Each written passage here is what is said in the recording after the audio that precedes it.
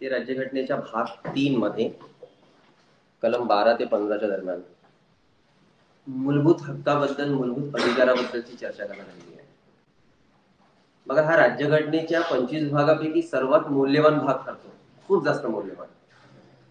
का, त्याच्या मागचं काय कारण आहे त्याबद्दलच मुळात आपण चर्चा करणार आहोत. आधी आपण याच मुद्द्यावर चर्चा करून घेऊया की हा भाग आपल्या देशाकरिता किंवा प्रत्येक नागरिकांकरिता हा खूप महत्वपूर्ण का आहे, आणि त्यानंतर मग साधारणतः त्याचं एक हिस्टॉरिकल बॅकग्राऊंड बघू की मूलभूत हक्क याबद्दल आपण पारतंत्र्यामध्ये असताना काही तरतुदी होत्या का, किंवा मग भारतीयांनी काही मागण्या फंडामेंटल राईट्स बद्दल केलं होतं का, त्याची चर्चा आपण नंतर करून घेऊया. आधी मूलभूत हक्क काय ना, किंवा मूलभूत हक्क आपण कशाला म्हणणार, जरा याची चर्चा सुरुवातीला करू. कारण की बघा, तुम्हाला हा जो शब्द आहे फंडामेंटल राईट्स, मूलभूत हक्क, म्हणजे जवळपास जगात सर्वच देशामध्ये तुम्हाला संविधान मिळणार आहे, सर्वच देशामध्ये. पण जगातल्या त्या सर्वच देशाच्या संविधानामार्फत त्या देशातल्या नागरिकांना फंडामेंटल राईट्स मिळाले असेलच अशातला काही भाग नाही, बिलकुल नाही. एक लक्षात घ्यावं, एक महत्वाची गोष्ट तुम्हाला माहित आहे की एक डिक्लेरेशन आलेलं होतं ज्याला आपण ह्युमन राईट्स डिक्लेरेशन म्हणतो. मानवी हक्क असं काहीतरी ऐकलंय कधी? ह्युमन राईट्स असं काही ना काही कधी ऐकलं असणार ना. आपल्या देशामध्ये पण कमिशन आहे, 1993 ला स्थापन झालेलं होतं, मानवी हक्क आयोग, ह्युमन राईट्स कमिशन. ते सेंट्रल लेव्हलवर सुद्धा असतं आणि स्टेट लेव्हलवर सुद्धा असतं. तो ठीक आहे, भारतामध्ये तर तशा मानवी हक्क आयोगाची निर्मिती वगैरे थोडं नंतर, पण जागतिक स्तरावर अशा प्रकारे डिक्लेरेशन की सर्व जगातल्या सर्व मानवांना काही हक्क आहेत आणि त्याचं एक लांब लचक जी लिस्ट आहे त्याला आपण मानवी हक्क म्हणतो. तर ज्याला मानवी हक्क म्हटले जात आहेत किंवा ज्याला नैसर्गिक अधिकार म्हटला जात आहे आणि ज्याला मूलभूत अधिकार म्हटलं जात आहे, यामधला काय बेसिक अंतर आहे त्याला जरा नीट जाणून घ्या. बघा, आपण म्हणायला ह्युमन राईट सुद्धा म्हणतो, मानवी हक्क, किंवा आपण नॅचरल राईट सुद्धा म्हणतो आणि आपण फंडामेंटल राईट सुद्धा म्हणतो. याला एका बास्केटमध्ये तुम्ही ठेवू शकता, ह्युमन राईट्स किंवा नॅचरल राईट्स. फंडामेंटल राईट्सला जरा वेगळं ठेवावं लागेल. मानवी हक्क म्हणजे फंडामेंटल राईट्स आहेतच अशातला भाग नाही, बिलकुल नाही. ठीक आहे, त्या दोघांमधला फरक आहे. मानवी हक्काचा जाहीरनामा जेव्हा डिक्लेअर झालेला होता युनायटेड नेशन तर्फे, तेव्हा जगातल्या प्रत्येक व्यक्तींचा हक्क म्हणजे मानवी हक्क.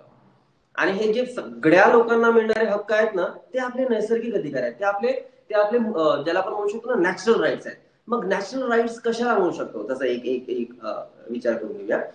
ऍज अ ह्युमन बिईंग तुम्हाला तुमचे विचार मांडण्याचा अधिकार आहे ना? नाही, हा अधिकार तर बिलकुल ना, आपण मानव असल्या कारणाने आपल्याला हा अधिकार तर नैसर्गिक अधिकार आहे. मुळात हा अधिकार नैसर्गिक अधिकार आहे. हा जो नैसर्गिक अधिकार आपल्याला जो आहे ना, की भारतातला व्यक्ती आपले विचार कुणाही समोर मांडू शकतो, कुणाही समोर, तसं जगातला सुद्धा प्रत्येक व्यक्ती आपले विचार हे समाजासमोर मांडू शकतात, सरकारसमोर मांडू शकतात, देशासमोर मांडू शकतात. बिलकुल त्यांना सर्वांना तो अधिकार आहे. तर हा जो विचार मांडण्याचा अधिकार आहे आणि हा जो सर्वांचा अधिकार आहे, हा ऍक्च्युली मानवी अधिकार आहे. हे झाले तुमचे नॅचरल राईट्स. पण मुद्दा असा आहे की तुम्ही जे विचार मांडून राहिलेले त्या विचारावर जर समोरच्या सत्तेने रिस्ट्रिक्शन्स आणले आणि त्या बदल्यात तुम्ही त्या सरकार विरोधामध्ये कुठेही दाद मागू शकत नसाल, तर ते हक्क फक्त मानवी हक्क राहून जातील, ते हक्क मूलभूत हक्क नाही बनणार. आता मूलभूत हक्क कशाला म्हणतो, आता याबद्दल विचार करून घ्या. आपण जे म्हणतोय की आपल्याला आपले विचार मांडण्याचा अधिकार आहे, ठीक आहे, तुम्ही विचार मांडले, पण तुमच्या विचारावर जर समोरच्या सरकारने काही रिस्ट्रिक्शन्स आणले किंवा समाजाने जर काही रिस्ट्रिक्शन्स आणले आणि त्या विरोधात जर तुम्हाला दाद मागण्याचा अधिकार असेल की आम्हाला आमचे विचार मांडण्याचा अधिकार आहे आणि आमच्या विचारावर तुम्ही रिस्ट्रिक्शन घालू शकत नाही, अशा परिस्थितीमध्ये जेव्हा तुम्हाला हा अधिकार असेल की तुमच्यावर आलेल्या रिस्ट्रिक्शनच्या विरोधामध्ये तुम्ही सुप्रीम कोर्टमध्ये जर दाद मागत असाल आणि सुप्रीम कोर्ट याकडे लक्ष घालून तुमचे विचार मांडण्याचे अधिकार तुम्हाला परत करत असतील, तर तेव्हा आपण म्हणणार की हे जे मानवी अधिकार आहेत हे फक्त मानवी अधिकार नसून हे मूलभूत अधिकार आहेत, हे फंडामेंटल राईट्स आहेत. मानवी अधिकारामध्ये आणि मूलभूत अधिकारामध्ये हाच फरक आहे, किंवा नॅचरल राईट्स मध्ये आणि फंडामेंटल राईट्स मध्ये हाच फरक आहे.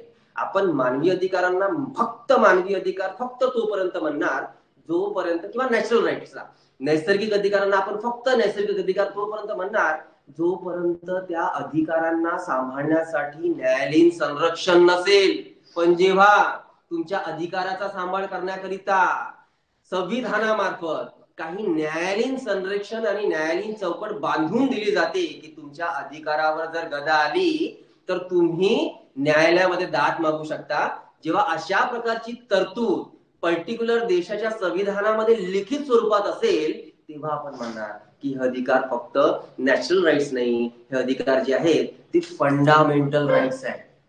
समजून राहिलं का काय आहे?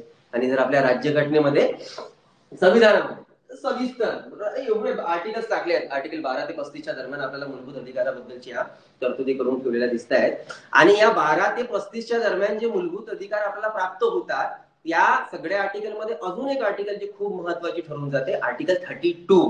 कारण की आर्टिकल 32 आपल्याला रेमिडियसचे अधिकार देते. आपल्याला रेमिडियसचे अधिकार कशा प्रकारे, तर आपल्याला जे समतेचा अधिकार मिळालेला आहे, स्वातंत्र्याचा अधिकार मिळालेला आहे, शोषणाविरुद्धचा अधिकार मिळालेला आहे, धार्मिक अधिकार मिळालेला आहे, शैक्षणिक सांस्कृतिक अधिकार मिळालेला आहे. या अधिकारांवर, या हक्कावर जर कुणीही व्यक्ती अथवा सरकार कुठल्याही प्रकारचं रिस्ट्रिक्शन आणण्याचा प्रयत्न करेल तर आपण कलम 32 ला घेऊन सुप्रीम कोर्टामध्ये दाद मागू शकतो आणि सुप्रीम कोर्ट तुमच्या अधिकाराचं, तुमच्या हक्काचं संरक्षण करेल. म्हणून हे अधिकार आपले फंडामेंटल राईट्स होऊन जातात. कळते आहे का? अधिकारांना न्यायालयीन संरक्षणाची जोड जेव्हा मिळेल तेव्हा आपण त्यांना मूलभूत हक्क म्हणणार, तेव्हा आपण त्यांना फंडामेंटल राईट्स म्हणणार. पण त्या अधिकारांना, त्या हक्कांना जर न्यायालयीन संरक्षणाची जोड नसेल तर ते अधिकार फक्त नैसर्गिक अधिकार म्हणून राहून जातील. क्लिअर?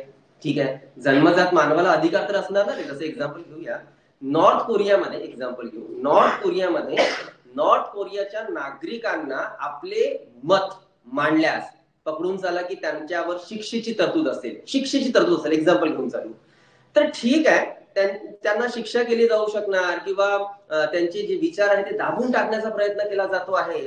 अरे पण तरी मुळात जन्मजात तिथल्या लोकांना आपले विचार मांडण्याचा अधिकार तर नैसर्गिक अधिकार राहीलच ना. तो कोण काढू शकणार? सरकार काढू शकेल ना, मुद्दा तो नाही. अरे पण त्याच्या आतमध्ये तो अधिकार आहेच ना.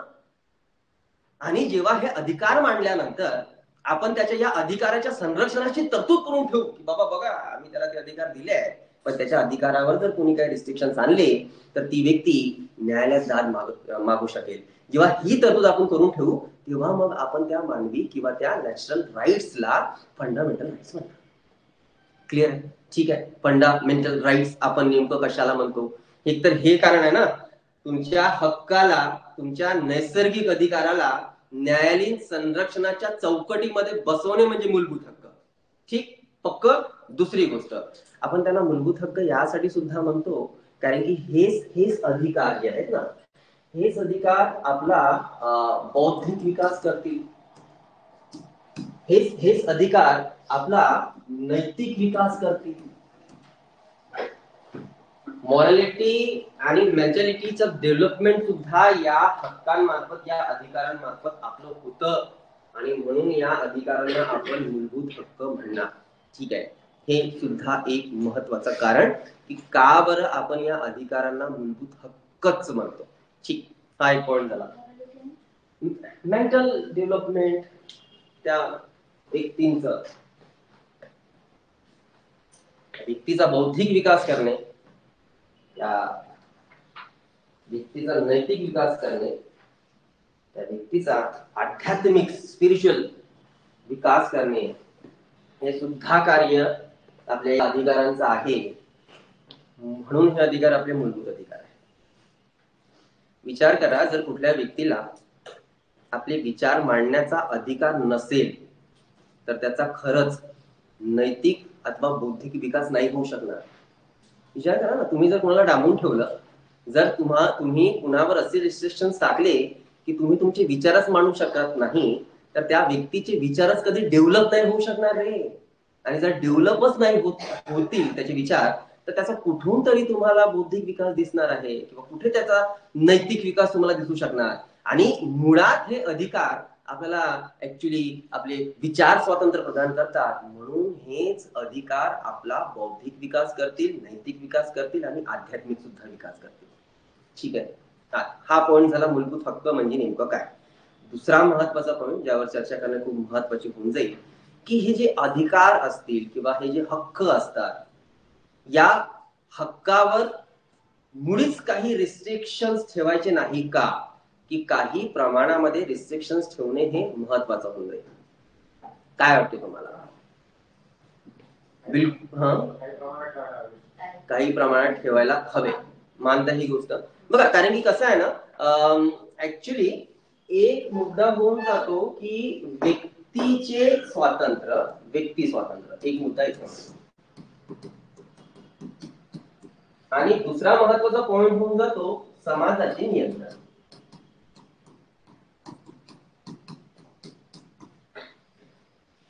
ऍक्च्युली या दोन बाबींना ऍडजस्ट करणे अवघड होऊन जातं ना, नाही का वाटत तुम्हाला? म्हणजे व्यक्तीचे हक्क आणि समाजाचे नियंत्रण. जर आपण व्यक्तींना सर्व स्वातंत्र्य प्रदान केलेले आणि त्यांच्यावर कुठल्याही प्रकारचे निर्बंध आणले नाही, तर समाजाचे नियंत्रण कुठल्याही व्यक्तीवर नाही आहे असंच म्हणणार ना आपण. समजून राहिलं? आणि मात्र जर आपण समाजाच्या हातामध्ये सर्व नियंत्रण सोपवलेले, तर कदाचित व्यक्तींना अधिकार अथवा हक्क मिळू शकणार नाही. बरोबर आहे ना? त्यामुळे व्यक्तीचे स्वातंत्र्य आणि समाजाचे नियंत्रण या दोघांना बॅलन्स करणे खूप महत्वाचं आहे. मुळात याला बॅलन्स कोण करतं, तर या दोन्ही बाबींना बॅलन्स करण्याचं कामच आपले फंडामेंटल राईट्स करतात. बिलकुल करतात. हे फंडामेंटल राईट्स कुठे ना कुठे व्यक्तीला स्वातंत्र्य सुद्धा देतील, पण बिलकुल काही प्रमाणामध्ये समाजाचं नियंत्रण सुद्धा व्यक्तींवर करणार. जसं आपण एक एक्झाम्पल घेऊया की आर्टिकल 25 आपल्याला धार्मिक अधिकार देतो, आणि तो धार्मिक अधिकार प्रदान करत असताना स्पष्ट शब्दामध्ये कलम 25 सांगते की कुठलाही व्यक्ती असेल तो आपल्या धर्माचा प्रचार प्रसार करू शकते, आपल्या धर्माचे जे संस्कृती आहे किंवा आपल्या धर्माचे जेही पालन आहे तो खुले मन से वो कर सकता है, आणि कुठल्याही व्यक्तीला हा अधिकार दिला आहे. तर बघा, या अनुषंगाने आपण बिलकुल रामनवमीला जी यात्रा निघते ती बिलकुल काढू शकतो, पंढरपूरची यात्रा आपण काढू शकतो, आपल्याला अधिकार दिला आहे. ठीक आहे. सेम टाइम जर आपण मुस्लिम समाजाचा विचार केलेला तर त्यांना सुद्धा हा अधिकार बिलकुल प्राप्त होतो, कारण की सर्वांना हा अधिकार प्राप्त आहे. पण हे अधिकार प्राप्त होत असताना तुम्ही समाजात असं वागू शकणार का की तुमच्या या अधिकारामुळे समाजाला त्रास होईल? थोड्याफार प्रमाणामध्ये रिस्ट्रिक्शन्स ठेवावं लागतील ना, आणि ते ठेवणे गरजेचं आहे. म्हणून व्यक्तीचे स्वातंत्र्य आणि समाजाचे नियंत्रण या दोन्ही गोष्टींना मेंटेन करणे थोडंसं अवघड होऊन जातं, आणि ही अवघड गोष्ट करण्याचं काम फंडामेंटल राईट्स करतं. फंडामेंटल राईट्स व्यक्तींना अधिकार सुद्धा प्रदान करेल, आणि हेच राईट्स समाजाच्या नियंत्रणला सुद्धा बॅलन्स करण्याचा प्रयत्न करेल. लक्षात घ्या, जे पूर्वीचे फिलॉसॉफर्स होऊन गेलेले आहेत पॉलिटिकल सायन्सचे, जसं आपण अरिस्टॉटलचा विचार केलेला किंवा त्यानंतर सुद्धा भरपूरशी अशी विचारवंत आलेले मधल्या कालखंडामध्ये, जे म्हणतात की व्यक्तीच्या कोणत्याही व्यवहारावर कसल्याही प्रकारचा निर्बंध नसायला पाहिजे. अशा प्रकारच्या राईट्सला आपण ऍब्सोल्यूट राईट्स म्हणतो. पुन्हा सांगतोय की त्यांचं काय मत होतं, व्यक्तीच्या कोणत्याही प्रकारच्या व्यवहारांना, व्यवहार समजतो म्हणजे त्या व्यक्तीला जसं वाटतं तसं तो आहे, आणि त्याच्या अशा व्यवहारांवर कुठल्याही प्रकारचे रिस्ट्रिक्शन्स म्हणजे बंधने नसायला पाहिजे. जर आपण अशा प्रकारचे अधिकार कुणाला दिले तर त्यांना आपण ऍब्सोल्यूट राईट्स म्हणणार ना, एकदम शुद्ध अधिकार म्हणणार, पूर्ण अधिकार म्हणणार. आणि पण या पूर्ण अधिकाराच्या कारणाने होऊ शकते की मग असे अधिकार काही लिमिटेड लोकांच्याच हातामध्ये एकवटतील आणि बाकी समाज यापासून वंचित राहील. तुम्ही समाज सांगतोय, एक पर्टिक्युलर समाजामध्ये, एक पर्टिक्युलर समाजात पूर्णपणे सर्वांना स्वातंत्र्य देणे शक्य नाही, शक्य नाही. जर तुम्ही असं द्यायला गेले ना तर होणार असं की त्या समाजातले काही आणि कदाचित बरेच लोक त्या स्वातंत्र्यापासून वंचित राहतील. म्हणून माहिती आहे, आपण प्रिएम्बल मध्ये शिकलो की या टर्म्सला मांडत असताना आपण लिबर्टी, इक्वॅलिटी आणि फ्रॅटर्निटी या तत्वानुसार मांडतो. आणि फक्त स्वातंत्र्य देऊन जर तुम्हाला वाटेल की समाजाचा विकास होईल तर हे अवघड आहे, असं शक्य नाही आहे. कारण की तुम्ही फक्त स्वातंत्र्य दिले आणि ऍब्सोल्यूट स्वातंत्र्य दिले तर त्या ऍब्सोल्यूट स्वातंत्र्याचा वापर कदाचित समाजाचे मूठभरच लोक करतील आणि बाकीचे लोक वंचित राहतील. म्हणून आपण इक्वेलिटी आणतो. पण जेव्हा इक्वेलिटी आणतो ना तेव्हा आपल्याला ना थोडेफार रिस्ट्रिक्शन स्वातंत्र्यावर टाकावे लागतात. तेव्हाच इक्वेलिटी मेंटेन होऊ शकते, नाही तर नाही होऊ शकत, बिलकुल नाही होऊ शकत. पण तरी पूर्वीचे फिलॉसॉफर ज्यांचं मत असं होतं की बाबा राईट्स ऍब्सोल्यूट्स असायला पाहिजे, कुठल्याही प्रकारचे निर्बंध नसायला पाहिजे. अशा प्रकारचे जर आपण अधिकार द्यायला गेलो समाजामध्ये किंवा समाजाला, व्यक्तींना, तर अशा प्रकारच्या राईट्सला आपण नकारात्मक अधिकार म्हणणार. हे नकारात्मक अधिकार आहे. हे बिलकुल पॉझिटिव्ह साईन नाही आहे राईट्सचं, नकारात्मकच आहे. जर तुम्हाला अधिकार सकारात्मक करायचे असतील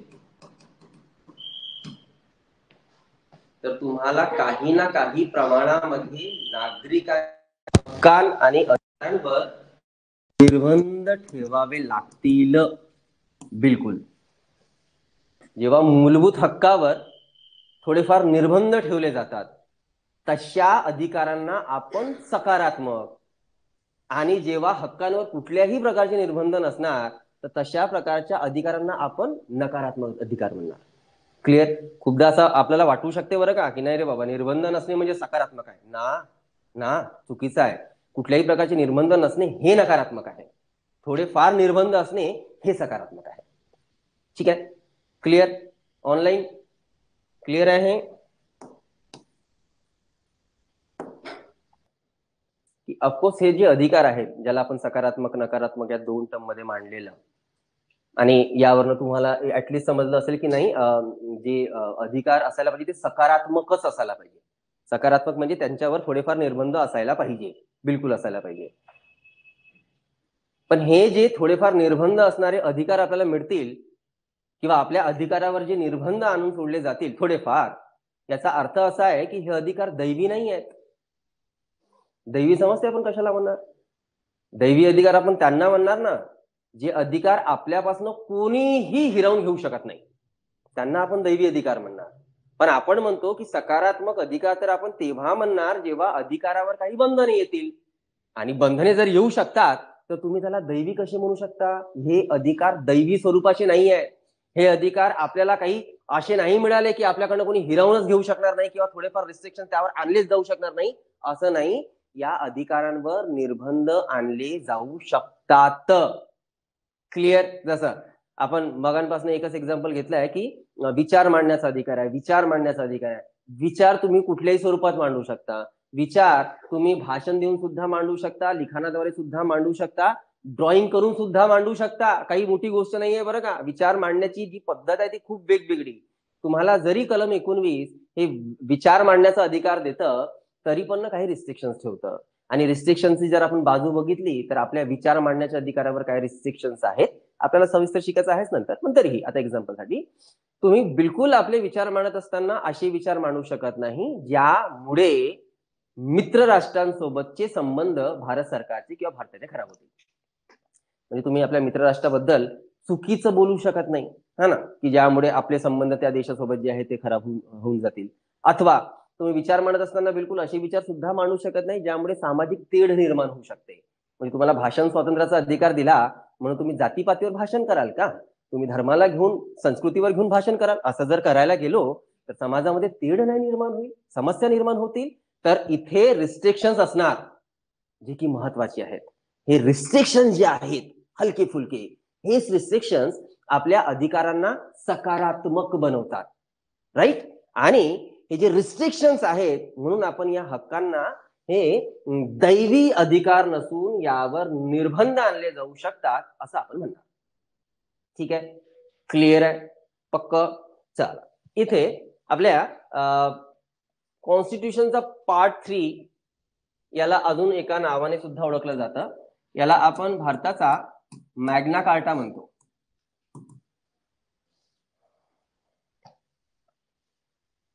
आता हा जो मॅग्ना कार्टा होता हा काय होता? त्याला दुसऱ्या भाषेमध्ये आपण स्वातंत्र्याचा जाहीरनामा म्हणू शकतो. ही टर्म पहिल्यांदा आपल्याला इंग्लंडमध्ये दिसते. म्हणजे इंग्लंडमध्ये इंग्लंडच्या राजाने पहिल्यांदा, इसवी सन 1215ची गोष्ट आहे ही, पहिल्यांदा इंग्लंडच्या नागरिकांना काही हक्क बहाल केलेले होते, काही राईट्स प्रोव्हाइड केलेले होते. आणि हे जे पहिल्यांदा इंग्लंडच्या नागरिकांना मिळत होतं ना 1215ला, त्याला आपण मॅग्ना कार्टा म्हणतो, त्याला आपण स्वातंत्र्याचा जाहीरनामा म्हणतो. स्वातंत्र्य जाहीरनामा इन द सेन्स स्वातंत्र्याचा जाहीरनामा नाही, पण एक डिक्लेरेशन जे कुठे ना कुठे इंग्लंडच्या नागरिकांना हक्क प्रोव्हाइड करत होता. पहिल्यांदाच होत होतं.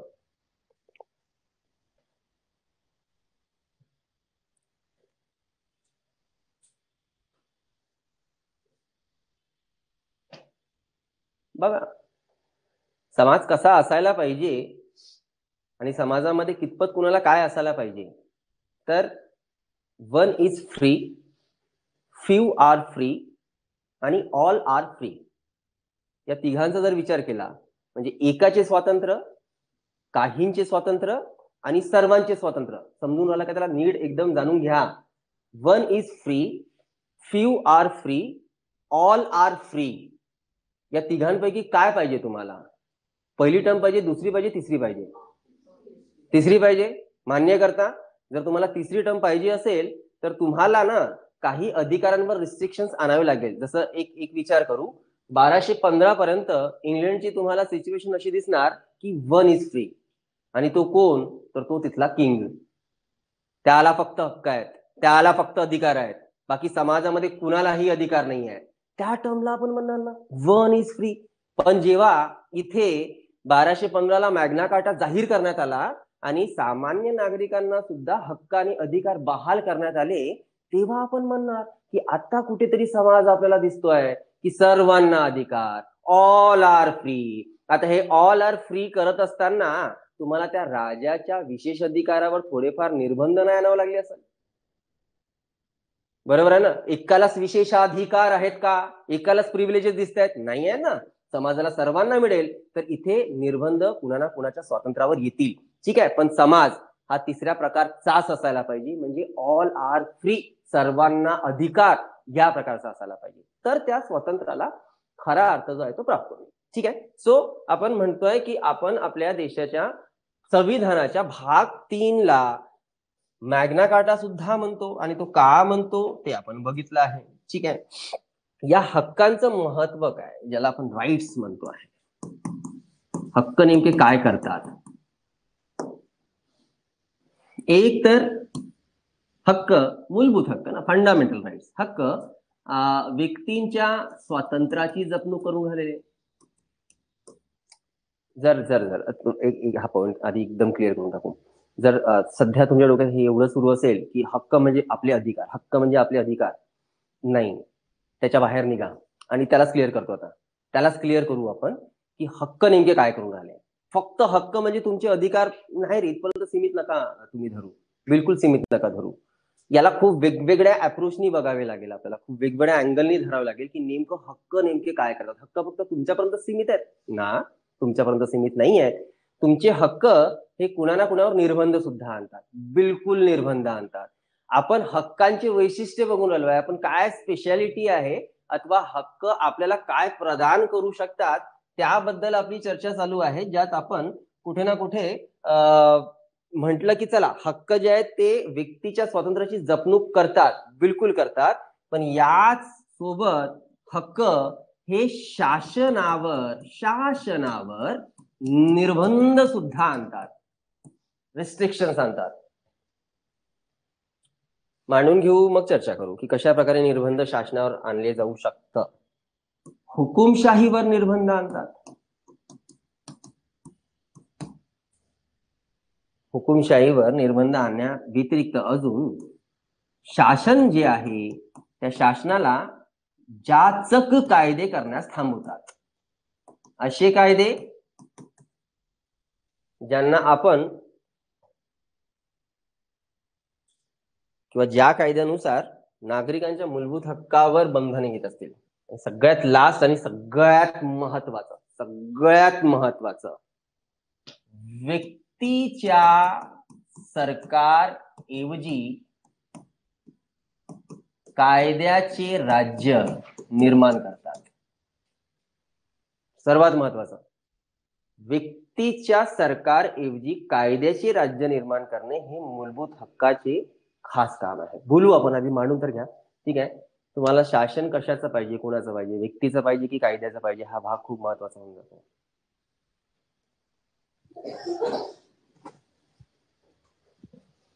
काय देत आहेत मूलभूत हक्क आपल्याला, किंवा काय खास आहे मूलभूत हक्काची वैशिष्ट्ये काय आहेत? तर एक तर आपल्या स्वातंत्र्याची जपणूक करून राहिलेले, शासनावर निर्बंध आणून राहिलेले आहेत, हुकुमशाहीवर निर्बंध आणत आहेत. या व्यतिरिक्त शासनाला जाचक कायदे करण्यापासून थांबत आहेत, त्यांच्यावर रिस्ट्रिक्शन्स टाकत आहेत. आणि सगळ्यात महत्वाची, सगळ्यात सुंदर गोष्ट की व्यक्तीच्या सरकारऐवजी कायद्याचे राज्य निर्माण केले जात आहेत. कायद्याचे राज्य.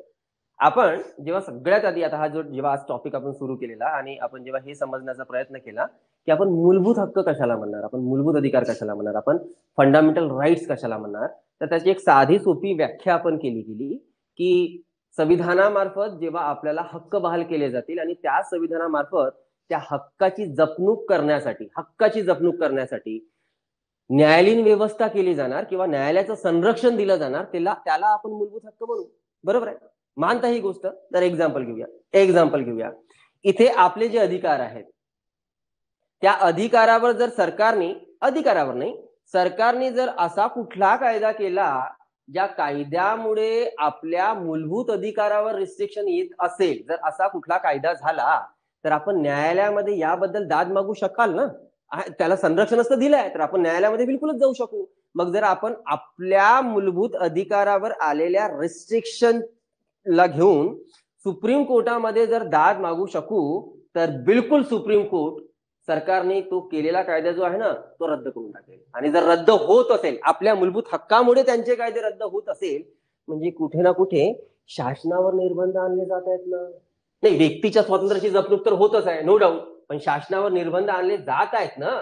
आणि आपले हक्क, पुन्हा एक महत्वाची गोष्ट, खूप महत्वाची गोष्ट, चला याला आधी डोक्यात टाकून द्या, त्यानंतर याला तुम्ही अजून नीट समजू शकणार. मूलभूत हक्क हे आपल्यापर्यंत म्हणजे हे आपलं, आपण ते एन्जॉय करू शकतो. पण मूलभूत हक्क आणि सरकारचा काय संबंध येतो? सरकार कदाचित मूलभूत हक्कांना त्या चांगल्या आणि प्रेमळ नजरेने बघणार नाही बघणार. का नाही बघणार? कारण की मूलभूत हक्क सरकारला सांगते की तुम्ही काय करायचं नाही. मूलभूत हक्क सरकारला हे बजावेल की तुम्ही काय करू नये. आणि काय करू नये म्हणजे काय? तुम्ही असे कोणतेही कायदे करू नये जे नागरिकांच्या मूलभूत हक्कावर रिस्ट्रिक्शन्स आणू शकतील.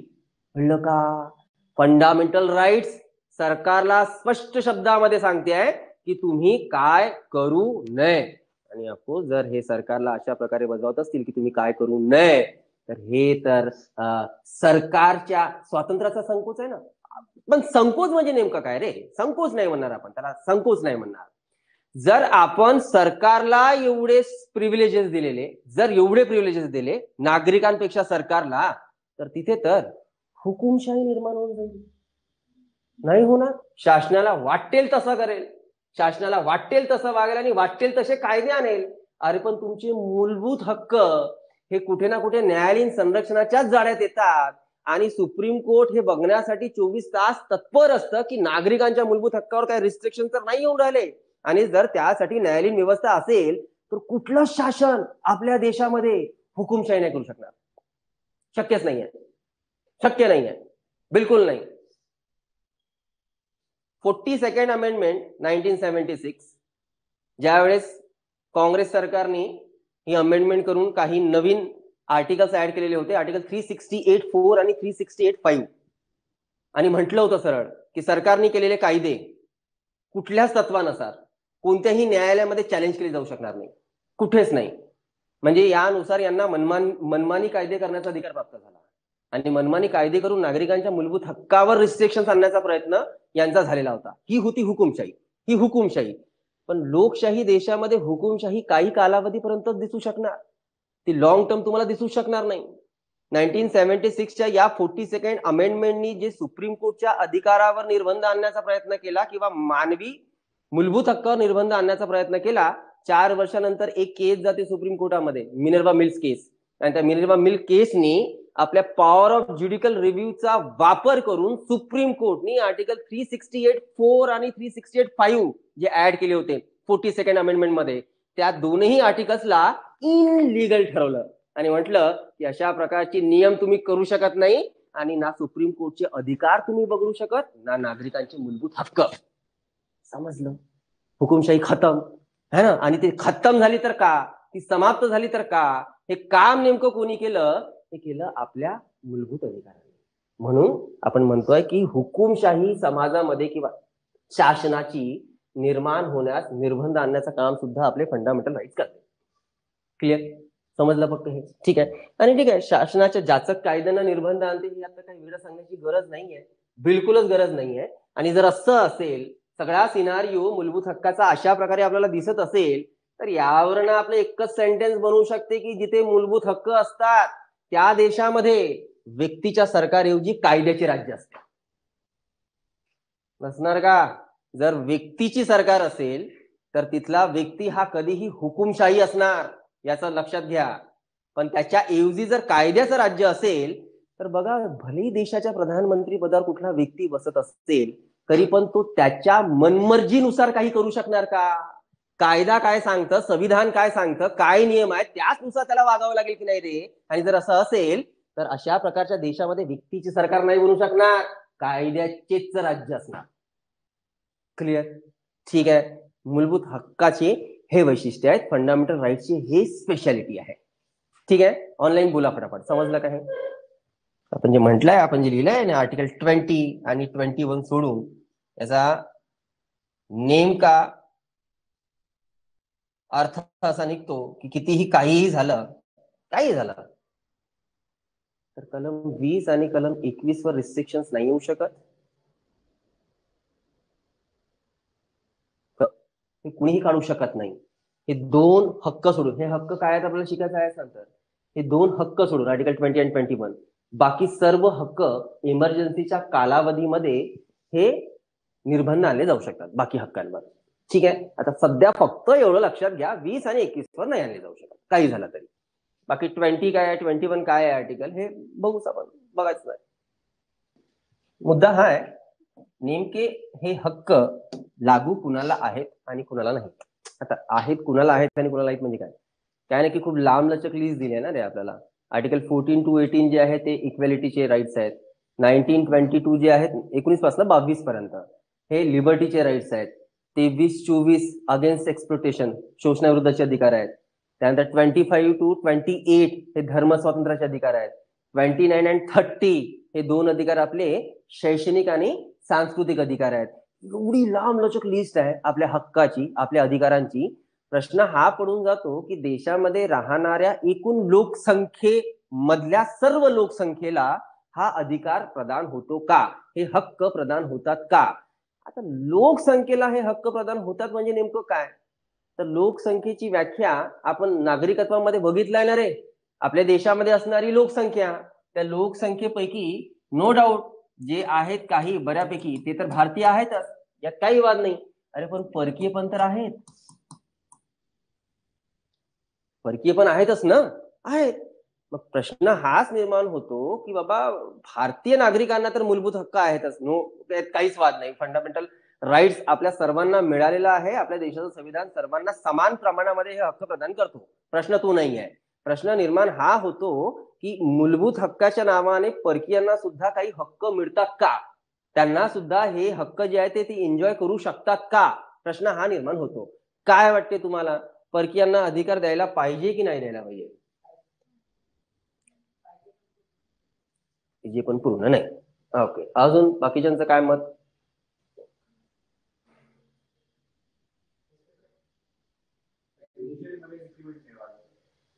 ओके, ठीक आहे. जसं आर्टिकल 14 सांगतं, पहिलीच कलम आपण आज जेव्हा बघू तर तुम्हाला बघायचं की कलम 14 सांगते की कायद्यापुढे समानता, इक्वॅलिटी बिफोर लॉ. आणि कुठलाही व्यक्ती असेल, गरीब श्रीमंत, सरकारी गैर सरकारी, सर्वांना कायदे समान लागू होतील, सर्वांसाठी समान कायदे. मग हा प्रश्न निर्माण होऊ शकतो की बाबा हा अधिकार आपण परकीयांना द्यायचा की नाही द्यायचा, भारतीयांना वेगळे कायदे आणि तोच कायदा म्हणजे भारतीयांसाठी जो कायदा आहे तो सेम कायदा परकीयांसाठी वेगळा लागू करावा का, हा प्रश्न निर्माण होऊ शकतो, बिलकुल निर्माण होऊ शकतो. आर्टिकल 20 मध्ये तुम्हाला बघायचं आहे, 20 नाही सॉरी 22 मध्ये तुम्हाला बघायचं आहे की कुठल्याही व्यक्तीला जर अरेस्ट केलं गेलं तर त्या अरेस्ट करण्यामागचं रिझन त्याला देणे आवश्यक. पोलीस डिपार्टमेंटला रिझन द्यावं लागते की तुम्हाला आम्ही का अरेस्ट करून राहिलो. या व्यतिरिक्त त्या व्यक्तीला 24 तासाच्या आत नजदीकच्या न्यायालयामध्ये हजर करणे आवश्यक होऊन जाते. दुसरी गोष्ट, तो व्यक्ती स्वतःचा वकील नेमू शकतो. हे सगळे अधिकार आहेत आणि हे अधिकार आपल्याला मूलभूत हक्कामार्फतच मिळून आले ना. आर्टिकल 22 म्हटलं हे सगळे हक्क देते. तर मग जर परकीय असेल आणि जर परकीयांना आपण अरेस्ट केलं तर काय करायचं मग. आता जसं आर्टिकल 22 तर भारतीयांना आपला वकील नेमण्याचा अधिकार देतोय. भारतीयाला 24 तासाच्या आत जवळच्या न्यायालयामध्ये हजर करण्याचा जो आहे ना, तो सगळ्या गोष्टी आहेत. तर जर परकीयांना आपण पकडलं किंवा अरेस्ट केलं तर काय करायचं, त्यांना सरळ फासा सोडायचं का, हा अधिकार त्यांना नाही म्हणून कळते. तर अच्छा, पुन्हा अजून एक एक्झाम्पल घेऊ, मग थोडं तुम्हाला क्लिअर होऊन जाईल. आर्टिकल 15 किंवा आर्टिकल 16 बोलून घेऊ. आर्टिकल 16 इक्वॅलिटीची कलम आहे आणि आर्टिकल 16 नोकऱ्यांपुढे समान संधी देते.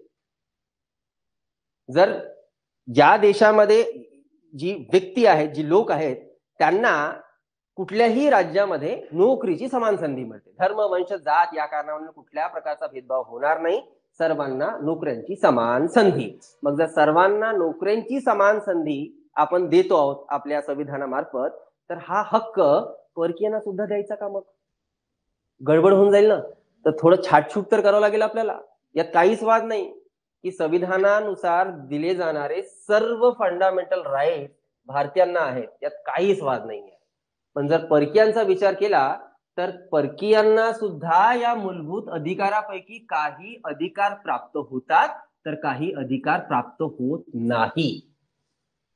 ठीक आहे, कोणते होतात आणि कोणते होत नाही ते आपण बघू.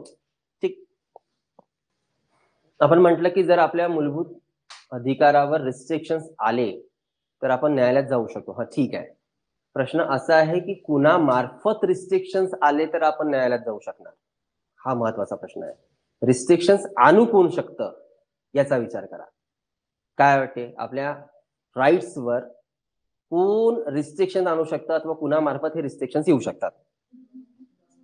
गव्हर्नमेंट. चला ठीक आहे, गव्हर्नमेंट आपल्या हक्कावर रिस्ट्रिक्शन्स आणू शकतं.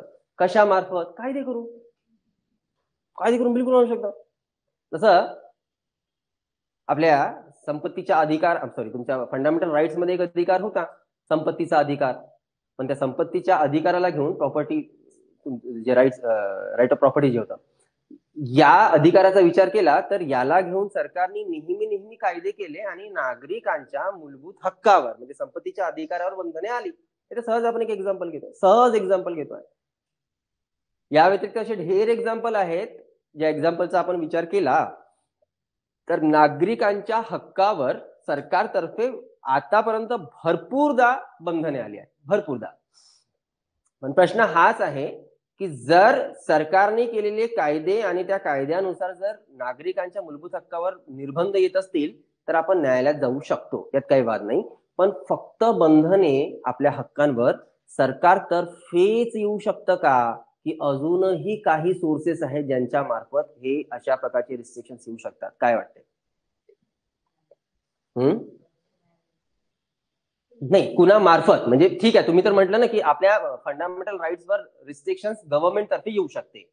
हा एक सोर्स झाला की ज्यांच्या मार्फत आपल्या फंडामेंटल राईट्सवर बंधने येऊ शकतात. मी म्हणतोय की अजून काही राहू शकते का शासनाच्या व्यतिरिक्त की ज्यांच्यानुसार हे रिस्ट्रिक्शन येऊ शकतं. Civil societies.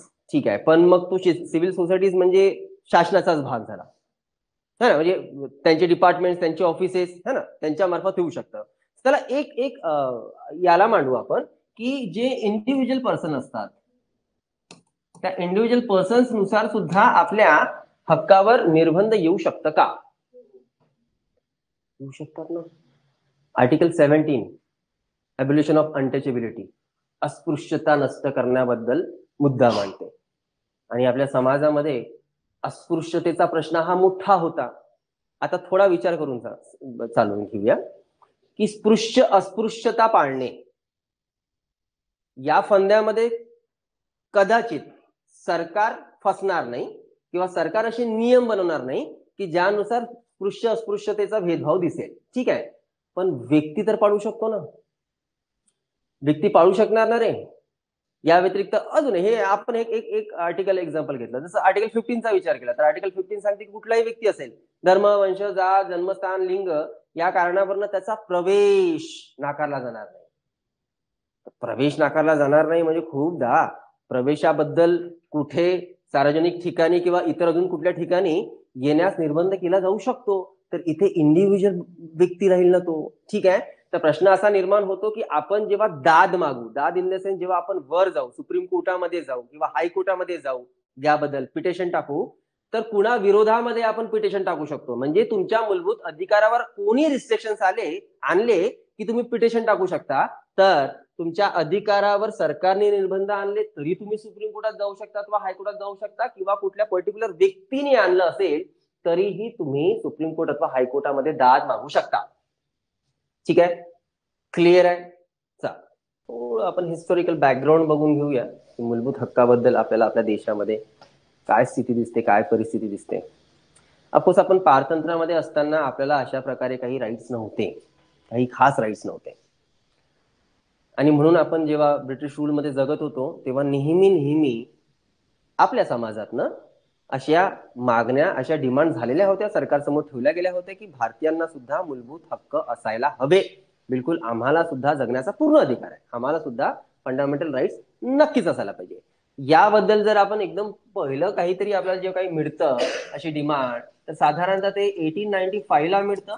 1895 ला लोकमान्य टिळक यांनी एक रेझोल्युशन तयार केलेलं होतं, ज्याला आपण स्वराज बिल म्हणतो.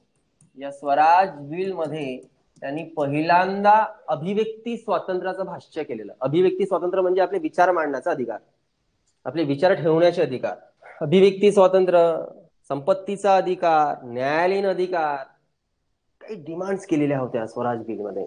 स्वराज बिल पासून हा सिलसिला चालू होतो. त्यानंतर भारतातल्या पुन्हा महत्वाच्या नेत्या ॲनी बेझंट यांनी सुद्धा नेहमी सरकार पुढे या बाबी ठेवल्या होत्या, समाजासमोर त्यांच्या हक्काची जाणीव करून देण्याचा प्रयत्न केला होता. या व्यतिरिक्त जेव्हा 1928 ला नेहरू रिपोर्ट तयार झालेली, आठवते आहे नेहरू रिपोर्ट? कोण प्रेसिडेंट होते? मोतीलाल नेहरू यांच्या अध्यक्षतेखाली जेव्हा नेहरू रिपोर्ट तयार झाली तेव्हा त्या नेहरू रिपोर्ट मध्ये सुद्धा जे पॉइंट्स मांडले गेले होते त्या पॉइंट्स मध्ये फंडामेंटल राईट्सचा सुद्धा एक पॉइंट होता, आणि नेहरू रिपोर्ट मध्ये 19 फंडामेंटल राईट्सची मागणी केलेली होती.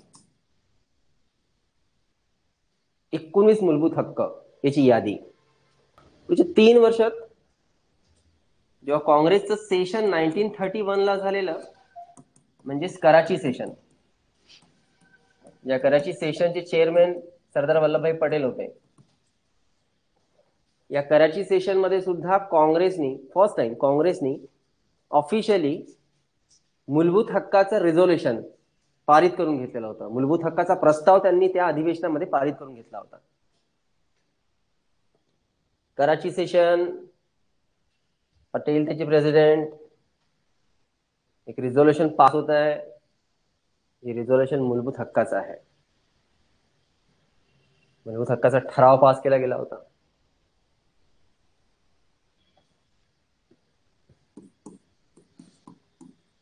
एकोणीसशे 30 ते 1932च्या दरम्यान इंग्लंडमध्ये जे राऊंड टेबल कॉन्फरन्स चाललेले, त्या राऊंड टेबल कॉन्फरन्स मध्ये सुद्धा भारतीय नेत्यांतर्फे यावर चर्चा झालेली होतीच, नागरिकांच्या हक्कांची.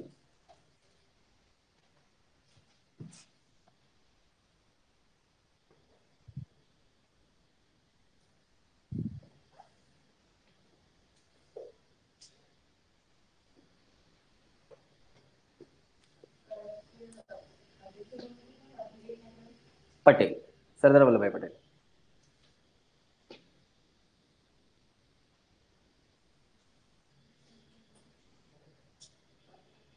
या व्यतिरिक्त जेव्हा मग 1946 ला कॅबिनेट मिशन आलेलं, कॅबिनेट मिशन नुसारच संविधान सभा याची प्रोव्हिजन आणि कॅबिनेट मिशन मार्फतच जेव्हा एक टेम्पररी कमिटी नेमली गेली होती, ज्याला आपण मूलभूत हक्काविषयीची तात्पुरती समिती म्हणतो, 1946, त्या 1946च्या मूलभूत अधिकाराबद्दलच्या तात्पुरत्या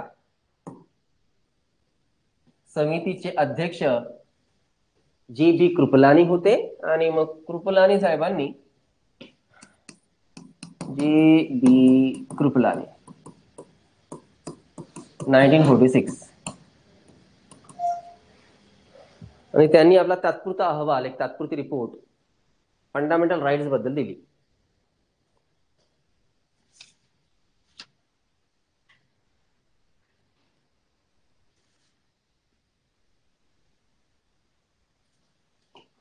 साधारणतः हा संपूर्ण भाग आपल्या फंडामेंटल राईट्सच्या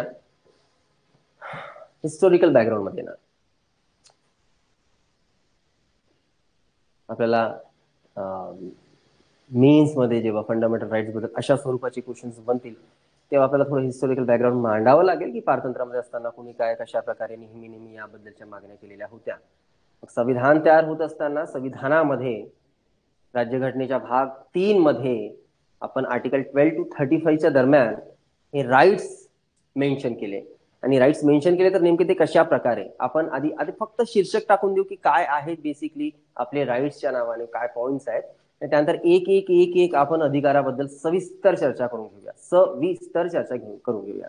जर तुम्हाला हे वाटत असेल की हा ठीक आहे, फंडामेंटल राईट्स म्हणजे हे आपले हक्क आहेत, तर हा ऍक्च्युली खूप सोपा भाग असेल, तर असं काही सोपं नाही आहे पॉलिटिकल सायन्समध्ये, है ना. जेवढ्या आतमध्ये शिराल तो तेवढं तुम्हाला अजून काठिण्य पातळीपर्यंत घेऊन जाणार आहे. ठीक आहे, बरोबर शिकलं तर काही प्रॉब्लेम नाही, काहीच प्रॉब्लेम नाही. कलम 14 हजारदा सांगितली आहे मी तुम्हाला, कायद्यापुढे समानता. तर एक मेंटॅलिटी तुमची बनून गेली असेल की यस बाबा, कायदा म्हणजे सर्वांना समान लागू होईल. अरे पण ती गोष्ट फक्त इतपतच असती तर क्या बात ती, फिर इतपत नाही ना, त्यामध्ये आपल्याला अजून संकल्पना बघावं लागते की नेमकं काय, आपण काय इंग्लंड मधनं घेतलं, आपण काय US मधनं घेतलेलं, आणि या दोन्ही टर्म नेमक्या कशा काय आहेत, या सगळ्या बाबी आधी एक एक आपण त्याचं शीर्षक लिहून घेऊया की कलम 12 ते 35च्या दरम्यान आपल्याला जे हक्क मिळालेले आहेत, हक्काच्या नावाने जे काय मिळालं आहे ते नेमकं काय आहे. तर बघा, जर आर्टिकल 12 आणि आर्टिकल 13 या दोन आर्टिकलचा विचार केलेला तर साधारणतः तुम्ही सरळ सरळ लिहा, व्याख्या लिहा, स्टेटमेंट्स याच्या समोर व्याख्या लिहू शकता. स्टेटमेंट फक्त हा शब्द टाका, किंवा सर्वसाधारण माहिती असं सुद्धा लिहू शकता, जनरल इन्फॉर्मेशन, पण ते जनरल नाही आहे, ते खूप महत्वाची आहे. आर्टिकल 12 मध्ये ऍक्च्युली राज्य, स्टेट याचं स्टेटमेंट केलंय, याचं डेफिनेशन काय ते स्पष्ट केलंय. बोलू शिकूच आपण की काय स्टेटमेंट बनते आर्टिकल 12चं. त्यानंतर मग मुळात मग तुम्हाला तुमचे हक्क आर्टिकल 14 पासून मिळणार. 12 आणि 13 हे स्टेटमेंट करणार आणि काही बाबी स्पष्ट करणार. त्यानंतर पुढच्या आर्टिकल्स आर्टिकल 14 ते 18च्या दरम्यान, 14, 15, 16, 17, 18 जे समानतेचा अधिकार देतात.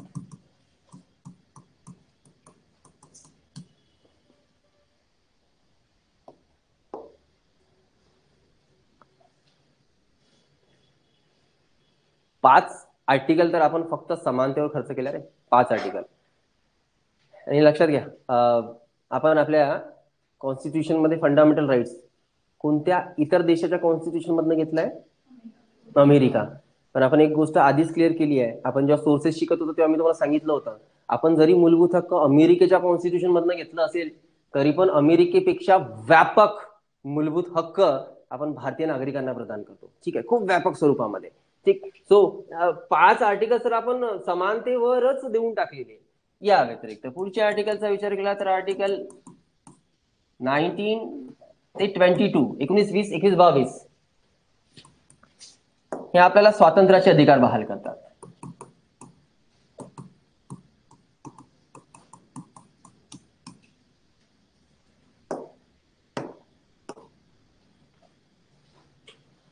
व्यक्तीच्या स्वातंत्र्याला तुम्ही इंग्लिशमध्ये लिबर्टीज म्हणू शकता, तुम्ही त्या स्वातंत्र्याला इंडिपेंडन्स वगैरे काही म्हणू नका. इंडिपेंडेंट किंवा इंडिपेंडन्स असा काही शब्द देऊ नका.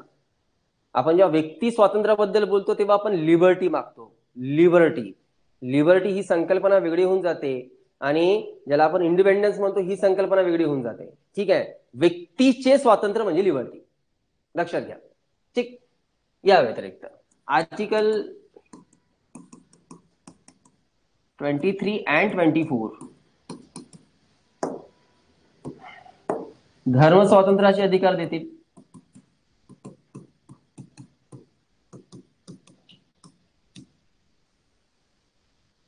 एक्स्ट्रीमली सॉरी, शोषणाविरुद्धचे अधिकार देतील. Sorry against exploitation.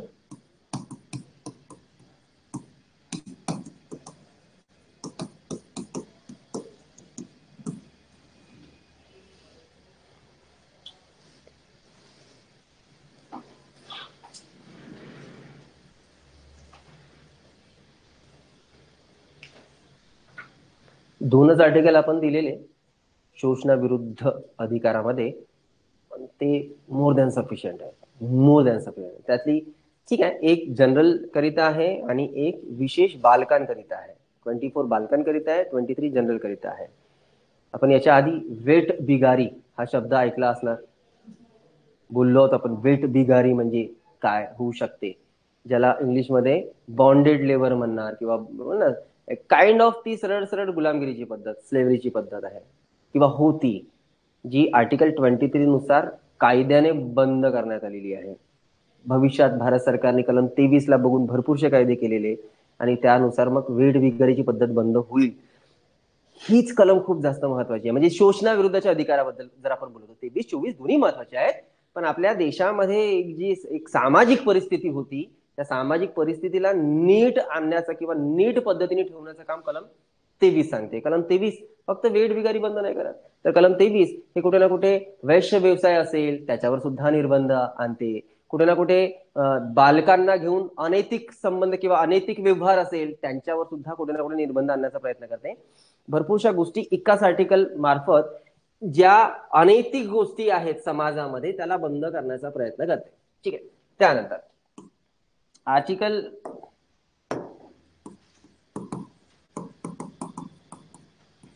25 ते 28 हे आपल्याला धार्मिक अधिकार देतात.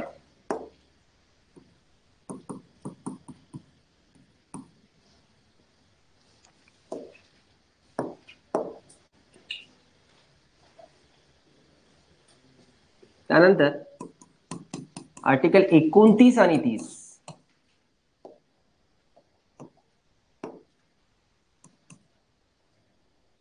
सांस्कृतिक आणि शैक्षणिक अधिकार.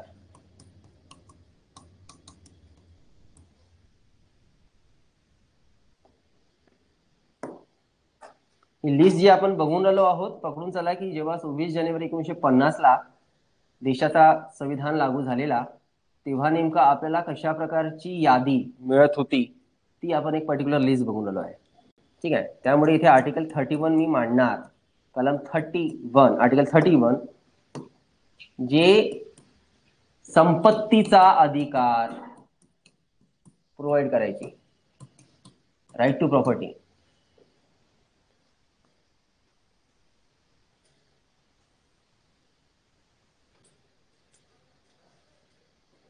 त्याचा काय झाला काय नाही नंतर आपण बघू. त्यानंतर आर्टिकल 32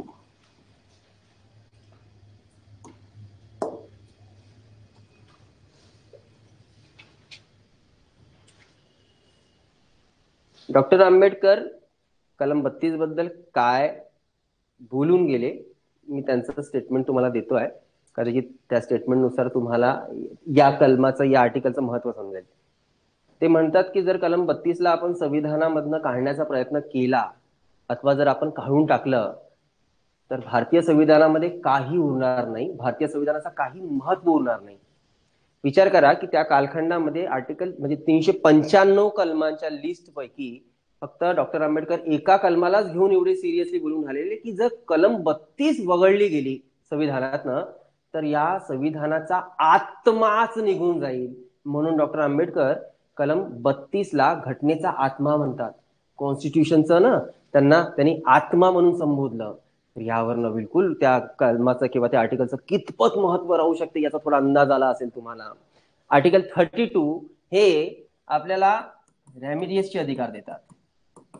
रेमेडीज आहेत हे आपले, आणि त्याला आपण घटनात्मक उपाययोजना म्हणतो.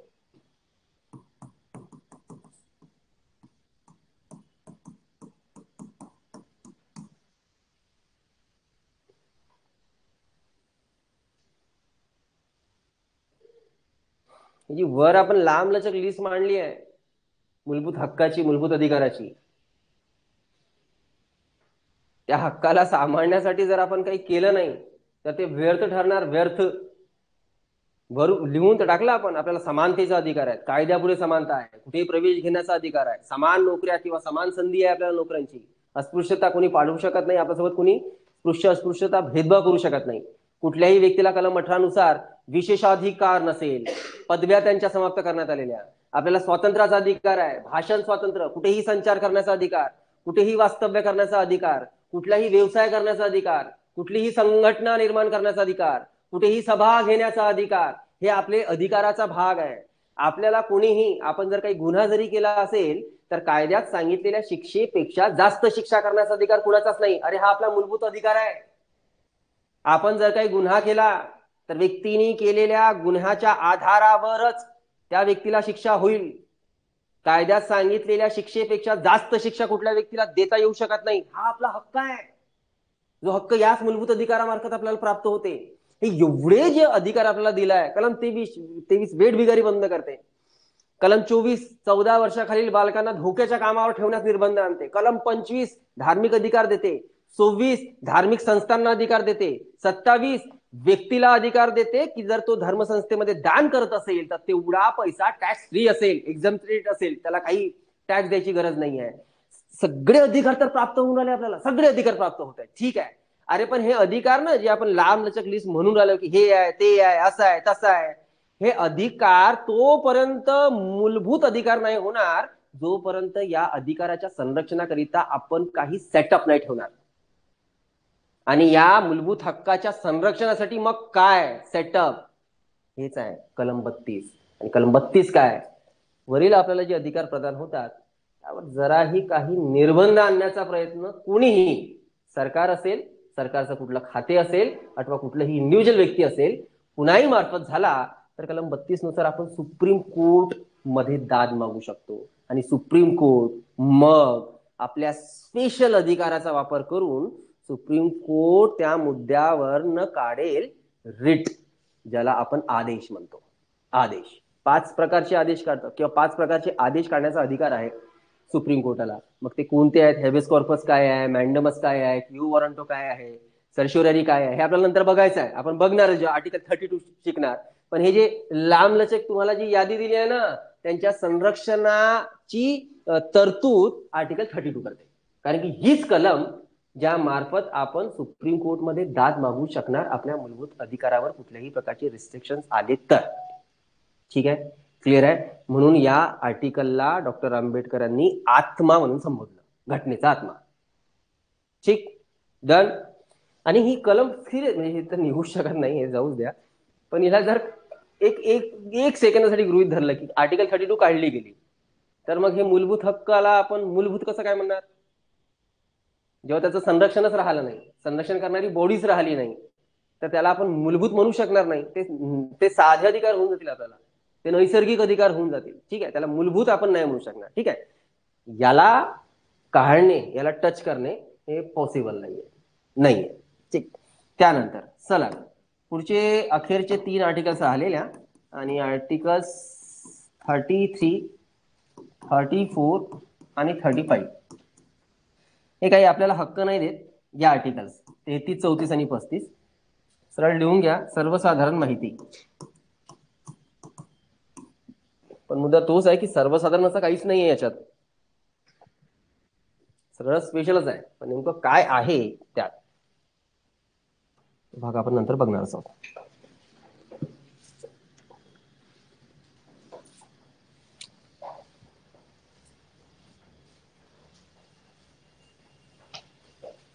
आता बघा, इथे आपल्याला जी लिस्ट मिळाली आहे तर साधारणतः किती प्रकारचे अधिकार आपल्याला प्राप्त होतात, हा हा एक पॉइंट आहे. ठीक आहे, 1 2 3 4 5 6 आणि इकडे पुन्हा कलम 32 गृहीत धरावं लागेल 7.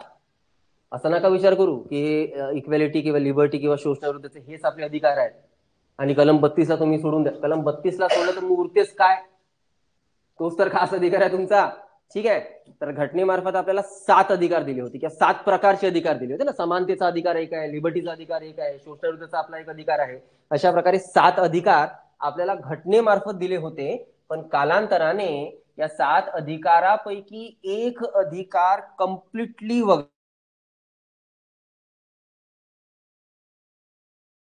मूलभूत हक्क म्हणून वगळला गेला. मूलभूत हक्क म्हणून वगळला गेला. बघा लक्षात घ्या, इथे आपल्याला जे आर्टिकल 31 दिसते आहे, संपत्तीचा अधिकार, हा राईट, हा अधिकार आता आपल्या मूलभूत हक्काच्या यादीमध्ये येत नाही. आपण 1978 ला 44th अमेंडमेंट करून संपत्तीचा अधिकार फंडामेंटल राईट्सच्या किंवा पार्ट नंबर 3च्या लिस्ट मधनं काढून टाकला. काढून टाकला तर त्याला काढून केलं काय, म्हणजे कम्प्लिटली तो समाप्त केला गेला आहे का?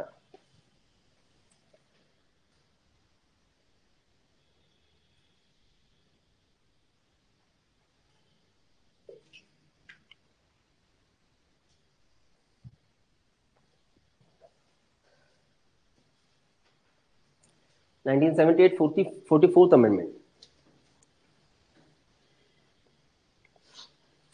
या आर्टिकलला घेऊन सर्वसाधारणपणे नंतर विद्यार्थ्यांचा हा समज होऊन जातो की नाही, बरंच झालं काढून टाकला. ऍक्च्युली बरंच झालं काढून टाकला, पण एक होऊन जातो समज की संपत्तीचा अधिकार बेसिकली असायलाच नको पाहिजे होता. संपत्तीचा अधिकार हा जोपर्यंत मूलभूत अधिकार होता, थोडा विचार करा, मूलभूत अधिकार जोपर्यंत होता तोपर्यंत तुमच्या संपत्तीवर बळजबरी घालण्याचं काम सरकार करू शकत नव्हतं. आपण आतापर्यंत जे म्हणून राहिलो आहे, रे आपल्या मूलभूत हक्कावर जर सरकारने रिस्ट्रिक्शन आणले तर आपण सुप्रीम कोर्टामध्ये जाऊ शकतो, असं म्हणून राहिलो ना. मग जर संपत्तीचा अधिकार हा आपला मूलभूत अधिकार होता आणि आपल्या संपत्तीच्या अधिकारावर जर सरकारने काही घाला आणला तर त्याला घेऊन सुद्धा आपण जाऊ शकत होतो की नाही न्यायालयामध्ये? बिलकुल जाऊ शकत होतो. तर ऍक्च्युली याला घेऊन आपल्या देशामध्ये खूप वादविवाद चालले, 28 वर्ष चालले. 28, 1950 पासून तर 2000 तुमच्या 1978 पर्यंत 28 वर्ष. आणि ह्या जो वादविवाद होता किंवा हे जे भांडण होतं, हे भांडण बघा काय होतं. मुलाचे हक्क एक म्हणते हे असायला पाहिजे, दुसरं म्हणते हे नसायला पाहिजे. आणि लेकरूच्या अधिकाराबद्दल तो वाद. लेकरूचा अधिकार म्हणजे लेकरू कोण, तर आपण सर्वसाधारण भारतीय नागरिकांचा संपत्तीचा अधिकार, त्या अधिकारावर सरकार काही रिस्ट्रिक्शन आणण्याचा प्रयत्न करून राहिलेली. पण सुप्रीम कोर्टचं काम असं आहे की तुमच्या हक्काचा सांभाळ करणे. सुप्रीम कोर्ट सरकारने केलेले कायदे रद्द ठरवायचे आणि गडबड व्हायची. याबद्दल आपण याच्या आधी मी बी चर्चा केली होती कदाचित. ठीक आहे, जर विसरले असेल तर थोडं अजून बोलून घेऊया. कारण की हा हक्क ऍक्च्युली आपण मूळ घटनेमध्ये टाकलं, विचार विमर्श करून टाकलं. संपत्तीचा अधिकार हा मूलभूत अधिकार काही वाईट नाहीये, चुकीचा नाहीये, खरंच चुकीचा नाहीये. कारण जर तुम्ही संपत्तीचा अधिकार काढून टाकला तर सरकार तुमच्या संपत्तीवर कशाही प्रकारचे निर्बंध आणू शकते, कशाही प्रकारचे निर्बंध आणू शकते. आणि तुमच्या संपत्तीला जप्त करण्याचा अधिकार सुद्धा सरकारला मिळून जाईल, कारण की तो अधिकार तुमचा मूलभूत हक्क नाहीये. विचार करा ना, जर त्याला मूलभूत अधिकारातनं काढून टाकला आणि आपण त्याला कुठेच जागा नाही दिली, तुमच्या संपत्तीला काही अर्थ राहणार नाही, काहीच अर्थ राहणार नाही. त्यामुळे आपण जर संविधानामध्ये टाकलाय तर विचार विमर्श करून टाकलाय, पण नंतर वाद निर्माण झाला तो भाग वेगळा. लक्षात घ्या. मागे पण जे काही एक्झाम्पल दिलं होतं मी सेम एक्झाम्पल देण्याचा प्रयत्न करतो, तुम्ही समजून जाल की नेमकं संपत्तीचा अधिकार हा वादविवादाचा मुद्दा का ठरला. जसा तुम्हाला एक गोष्ट कदाचित तुमच्या वाचण्यात आली असेल की आपल्या देशामध्ये भूदान मुवमेंट चाललेली आहे, भूदान चळवळ. हा, विनोबा भावे यांनी दक्षिण भारतातनं या चळवळीला सुरुवात केली होती 1951 ला. आता ही भूदान चळवळ बघा काय होती. या चळवळीमार्फत नैतिकतेच्या आधारावर, मॉरॅलिटीच्या आधारावर, काही जोर जबरदस्ती नाहीये, काहीच नाही, नैतिकतेच्या आधारावर अशा अमाप जण होती की बाबा तुमच्याकडे जी अमाप संपत्ती आहे त्या अमाप संपत्तीचं, त्यापैकी काही संपत्तीचं तुम्ही दान करा, जमिनीचं दान करा, की जेणेकरून भारतातले असे अमाप गरीब लोक आहेत ज्यांच्याकडे 1 एकर सुद्धा जमीन नाही, अर्धी एकर सुद्धा जमीन नाही, त्यांना आम्ही त्या जमिनी जे आहेत ते वाटून देऊ, की जेणेकरून ते आपला लाईफ सस्टेन करू शकणार. मधल्या कालखंडामध्ये, मध्ययुगीन भारतामध्ये, मिडॅवल एज मध्ये आपल्या देशामध्ये एक सिस्टम सुरू झालेली, त्याला जागतिक पातळीवर सरंजाई सिस्टम म्हणतात, फिड्युशरी. भारतामध्ये त्याला जमीनदारी पद्धत म्हणतात, जमीनदारी सिस्टम. आता ही जी फिड्युशियल सिस्टम आणि जमीनदारी सिस्टम थोडा वेगवेगळा प्रकार आहे. फिड्युशियल सिस्टम बेसिकली युरोपामध्ये निर्माण झालेली होती. भारतामध्ये फिड्युशियल सिस्टम नाही दिसत, जमीनदार मात्र दिसतात. तुम्हाला माहित आहे की ही जी कम्युनिटी होती जमीनदार, यांच्याकडे ज्या अमाप जमिनी होत्या, आणि अमाप म्हणजे काय, तुम्ही अंदाजही बांधू शकत नाही तेवढ्या जमिनी, अंदाजही म्हणतोय. म्हणजे कुठला एक जमीनदार, ज्या जमीनदाराकडे 15 गावाची जमिनी आहेत, तो 15 गावांचा जमीनदार आहे, आणि त्या 15 गावामध्ये कदाचित 1,500 हेक्टर जमीन असेल, एक्झाम्पल, त्याला काही सीमा नाही. जमीनदाराच्या संपत्तीला काही सीमा नव्हती. प्रश्न फक्त हा निर्माण होऊन जातो की जमीनदार कम्युनिटी निर्माण कशी झाली. तुम्ही जा बरं प्राचीन कालखंडामध्ये, एन्शंट हिस्ट्रीमध्ये जाऊन शोधा, जमीनदार मिळणार का? नाही भेटणार, तिथे नाही भेटणार. वैदिक पिरियडमध्ये नाही मिळणार, पोस्ट वैदिक पिरियडमध्ये नाही मिळणार, मौर्य पिरियडमध्ये पण नाही मिळणार, गुप्ता पिरियडमध्ये मात्र मिळेल. गुप्ता पिरियड ऑलमोस्ट जेव्हा येतो आपण, ऑलमोस्ट थोडं मिडॅवल एज कडे आपण बढतो, हलकं फुलकं बऱ्यापैकी. ऑलमोस्ट 7व्या शतकापासून मिडॅवल एज सुरू होतं असं आपण गृहीत धरू शकतो. सुरू होतं असं, मॅच्युअर नाही होत, फक्त सुरू होतं. पूर्वी नव्हतं. पूर्वी ही कम्युनिटी नव्हती, हा क्लास नव्हता, जमीनदार हा क्लास नव्हता. मधल्या कालखंडामध्ये निर्माण झाला. पण मधल्या कालखंडामध्ये निर्माण झाला तर कसा निर्माण झाला, तर बघा काय राहायचं, तो काळ असा होता की समाजामध्ये फ्यू आर फ्री होते भारतात, ऑल आर नव्हतेच. आणि फ्यू आर फ्री च्या पद्धतीनुसार समाज 4 क्लासमध्ये वाटला होता, हे तर माहितीच आहे सगळ्यांना. ठीक आहे, अपर क्लास ब्राह्मण, त्यानंतर क्षत्रिय, त्यानंतर वैश्य, आणि सगळ्यात खाली शूद्र. आणि प्रत्येकाची एक ओळख की ब्राह्मणांचा जन्म मुखात न झालेला, क्षत्रियांचा बाहू से हुआ है, ठीक आहे, शोल्डर मधनं. त्यानंतर जे वैश्य आहेत त्यांचा नाभीमधनं झाला, बेंबीमधनं. आणि शूद्र जे आहेत त्यांचा जन्म पायातनं झाला. पण पाय म्हणजे तळपाय, तळपाय है ना, इधर नीचे से, ठीक आहे. तर त्यानुसार मग त्यांना काम वाटून दिले गेले होते, त्यानुसार समाजाची एक रचना होती. आणि या सगळ्या रचनेमध्ये जो महत्व होतं तो सगळ्यात वरच्या क्लासला सर्वाधिक होता, कारण की त्यांनाच वैदिक अभ्यास करण्याचा अधिकार होता, की स्कॉलर वही थे, ते स्कॉलर लोक होती, त्यांना संस्कृतचं खूप चांगलं ज्ञान होतं, त्यामुळे वेद पठन करण्याचा अधिकार त्यांचा होता. ठीक आहे. या व्यतिरिक्त राजे, आता राजे या 4 क्लासपैकी कोणत्या क्लासचे राहायची? क्षत्रिय, जे सेकंड क्लास आहे. तर जे राजे होते त्या राजांसाठी होम हवन करणे हा अधिकार त्या समाजाचा, वरच्या समाजाचा. त्यामुळे वरच्या समाजाला खूप जास्त महत्व, म्हणजे राजापेक्षा जास्त महत्व वरच्या समाजाला. एवढं की इतिहासामध्ये कित्येक एक्झाम्पल दिसतील की राजांना सुद्धा मोजलं गेलं नाही जेव्हा त्या पर्टिक्युलर क्लासच्या अधिकारांची गोष्ट आली. राजा असे ढेर एक्झाम्पल देऊ शकतो. शिवाजी महाराज नाही सुटले त्यातनं, छत्रपती शिवाजी महाराज नाही सुटू शकले त्यातनं, छत्रपती शाहू महाराज नाही सुटले. वैदिक चॅप्टर आठवा, जर आठवत असेल तर, आपण हिस्ट्रीमध्ये वैदिक चॅप्टर शिकलेलो आहे. पहिला बाजीराव नाही सुटला, तर ज्या तो स्वतः ब्राह्मण होता, पहिला बाजीराव सुद्धा सुटला नाही. पण त्या पर्टिक्युलर क्लास अँड त्या याच्यानं त्याच्यावर सुद्धा काही ना काही थोडेफार निर्बंध आणण्याचा प्रयत्न झाला. तर बघा मुद्दा कसा आहे ना, त्या वेळेस आपण जर बघायला गेलं तर या समाजाला खूप जास्त महत्व होतं. आणि राजांसाठी होम हवन करणे, राजांसाठी जे आहे त्या सगळ्या गोष्टी त्यांना सल्ले देणे, ऑल ऍडवायझर म्हणून या क्लासची मंडळी करायची. तर त्यामुळे यांना सॅलरीज सुद्धा तगडे मिळायचे, सॅलरीज बहुत तगडे राहते ते, यात काही वाद नाहीये. कालांतराने राज्यांनी, राज्य म्हणजे जे प्रिन्सली स्टेट्स होते किंवा जे राजे होते, त्यांनी एक युक्ती शोधून काढलेली. युक्ती काय? एवढा हेवी यांना सॅलरी जातं, आणि दुसरी गोष्ट हे जे गावं वगैरे आहेत आपल्या राज्यामध्ये, त्याचं ऍडमिनिस्ट्रेशन सुद्धा चालवण्यासाठी आपल्याला वेगळा खर्च येतो. तर यांनी काय केलं, राजांनी काय केलं, सरळ सरळ पुरोहित वर्गाला म्हटलं, अमुक अमुक गाव तुम्हाला आम्ही दान देतोय. दान इन द सेन्स वो गाव के बॉस तुम. त्या गावातनं येणारं जेवढं रेव्हेन्यू आहे ते तुम्हीच कलेक्ट करा. एक्झाम्पल देतोय, त्यातलं 10% आम्हाला द्या, 90% तुमचं. जर असं असेल तर त्या गावाचा बॉस तो पर्टिक्युलर व्यक्ती झाला. राजाला एक हिस्सा मिळतोय, पण त्याच्या बदल्यात पुरोहित आतापर्यंत जे सर्व्हिस द्यायचे राजाला ते तर देतीलच, पण आता एक अजून अधिकार मिळून जाईल त्याला. त्या गावाचा तो बॉस असल्या कारणाने राजाला तिथे वेगळी ऍडमिनिस्ट्रेशन चालवण्याची गरज नाहीये. तो व्यक्ती त्या प्रदेशाचं शांतता सुव्यवस्था बघेल. म्हणजे तोच व्यक्ती त्या पर्टिक्युलर गावाचा न्यायाधीश होणार, तोच व्यक्ती त्या पर्टिक्युलर गावाचा बॉस होणार, तोच व्यक्ती त्या पर्टिक्युलर गावाचा कलेक्टर होणार. तोच सगळं, तोच पोलीस, तोच कलेक्टर, सगळं तोच.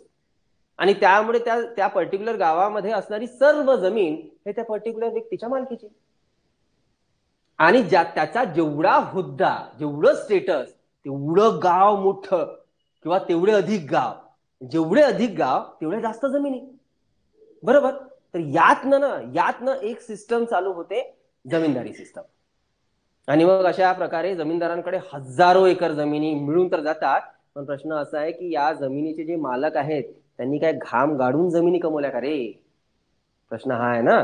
आणि कालांतराने जी व्यवस्था होती तिथं जैश येते. ज्या आधीपासून ज्या पर्टिक्युलर भागाचे जमीनदार, तो जमीनदार वंश परंपरागत. त्यामुळे जेव्हा देशाला स्वातंत्र्य मिळालं तेव्हा पिक्चर असा होता, आपल्या देशामध्ये लिटरसी रेट तुम्ही विचार नाही करू शकत की 1950चा लिटरसी रेट तर ठीक आहे, लिटरसी रेट तर खूप कमी होता 18%. पण जर आपण पॉवर्टी रेटचा विचार केला तर पॉवर्टीचं तर काही हदच नाहीये. एवढे लोक दारिद्र्य रेषेखाली की ज्याला काही सीमा नव्हती, लोकांना खायला अन्न नाही. आणि त्यावेळेस आपण शेतीला कोणत्या दृष्टिकोनाने बघत होतो? आपण त्यावेळेस व्यापारी शेती म्हणजे कमर्शियल फार्मिंग करत नव्हतो. आपण त्यावेळेस फक्त लाईफ सस्टेन करण्याकरिता साधारणतः फार्मिंग करायचो. भारतीय समाज त्याला आपण उदारनिर्वाहाची शेती म्हणतो. कमर्शियल फार्मिंग कसं राहू शकतं की बाबा जमीन आहे तिथे आपण उत्पादन घेतल्यानंतर तो पर्टिक्युलर माल आपण बाजारात जाऊन विकला, त्याला तुम्ही कमर्शियल फार्मिंग म्हणणार. त्यावेळेस ती मेंटॅलिटी नव्हती, आपलं पोट भरेल बाबा, बस एवढं तरी उत्पादन व्हायला पाहिजे. अरे पण त्यावेळेस लोकांचं पोट भरण्यासाठी सुद्धा त्यांना जिथे फार्मिंग करावी लागेल त्यांच्याकडे फार्मिंग लँड तर असायला पाहिजे, जमीन तर असायला पाहिजे. तर परिस्थिती अशी आहे की पकडून चाला की 1% लोकांकडे एवढ्या जमिनी ज्याला काही सोय नाही, आणि 99% लोकांकडे जमिनींचा अभाव. तर प्रश्न त्यांचा आहे ना. त्या कारणाने आपल्या देशामध्ये ती भूदान चळवळ सुरू झाली 1951. आणि जवळपास युपी बिहारच्या प्रदेशातनं बऱ्यापैकी जमिनी दान सुद्धा आल्या, पण तरी एवढ्या नाही की आपण सर्वांचं भलं करू शकणार, बिलकुल नाही. मग अशा परिस्थितीमध्ये एक विचार करा, अशा परिस्थितीमध्ये कालांतराने भारत सरकारने कायदा केला होता. तो कायदा होता जमीनदारी नष्ट, जमीनदारी बंद. आणि जमीनदारी बंदच्या नावाने आपण काय केला, आपण नियम असा केला की कुठलाही असेल त्या पर्टिक्युलर व्यक्तीच्या हातामध्ये एवढ्या हेक्टरपेक्षा जास्त जमीन राहू शकणार नाही. एक नंबर आपण निश्चित केला.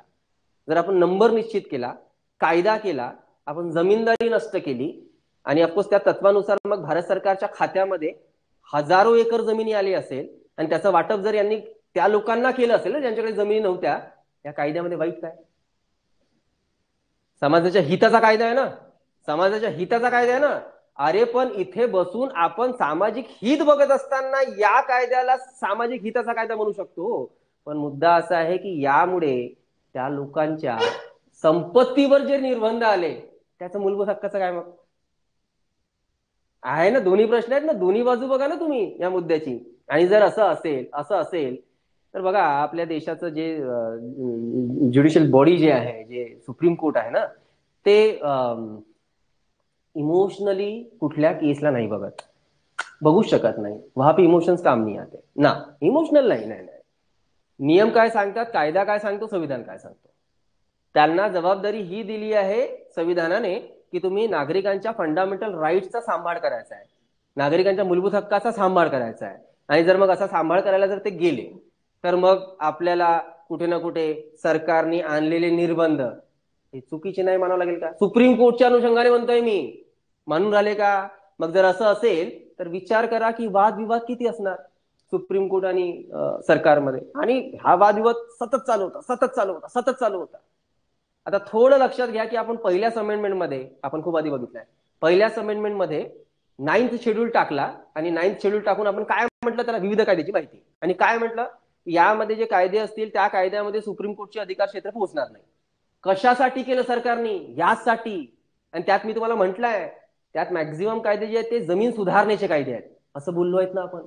ठीक आहे, तर सरकार सामाजिक हितासाठीच काही ना काही करण्याचा प्रयत्न करत होती, पण त्यांचे प्रयत्न हे नागरिकांच्या मूलभूत अधिकारावर येत होते रे. आणि जर येत असतील तर सुप्रीम कोर्ट सरकारचे कान ओढेल आणि नागरिकांचे मूलभूत हक्क परत देण्याचा कुठे ना कुठे त्यांचे आदेश असणार. तर हा एवढा गोंधळाचा भाग होता आपल्या देशामध्ये की या संपत्तीच्या अधिकारामुळे उगाच न्यायालयीन आणि एक्झिक्युटिव्ह बॉडीचे, लेजिस्लेटिव्ह बॉडीचे रिलेशन जे आहेत ना ते खराब होत चालले होते. त्यामुळे 1978 मोरारजी देसाई देशाचे प्रधानमंत्री, जनता दल यांचं सरकार होती. फर्स्ट टाइम नॉन काँग्रेसी सरकार देशामध्ये आलेली होती. या सगळ्या स्टोरी आपल्याला नंतर बघायच्या आहेतच. आणि त्यांनी 44th महत्वाची अमेंडमेंट केलेली. त्या 44th अमेंडमेंटनी एकदाचा हा हेडेक कम्प्लिटली खतमच करून टाकला, फिनिश करून टाकला. त्या अधिकाराला आपण फंडामेंटल राईट्सच्या लिस्ट मधनं काढून टाकलं, फिनिश केलं. आणि त्याला राज्यघटनेच्या 12व्या पार्ट मध्ये भाग नंबर 3 मधनं काढून त्याला आपण आता टाकलं भाग नंबर 12 मध्ये. कुणाला, संपत्तीच्या अधिकाराला. आणि भाग 12 मध्ये कलम 300A मध्ये म्हटलं की संपत्तीचा अधिकार कायदेशीर. लिहून घ्या, चर्चा करू. कायदेशीर अधिकार काय असू शकतो.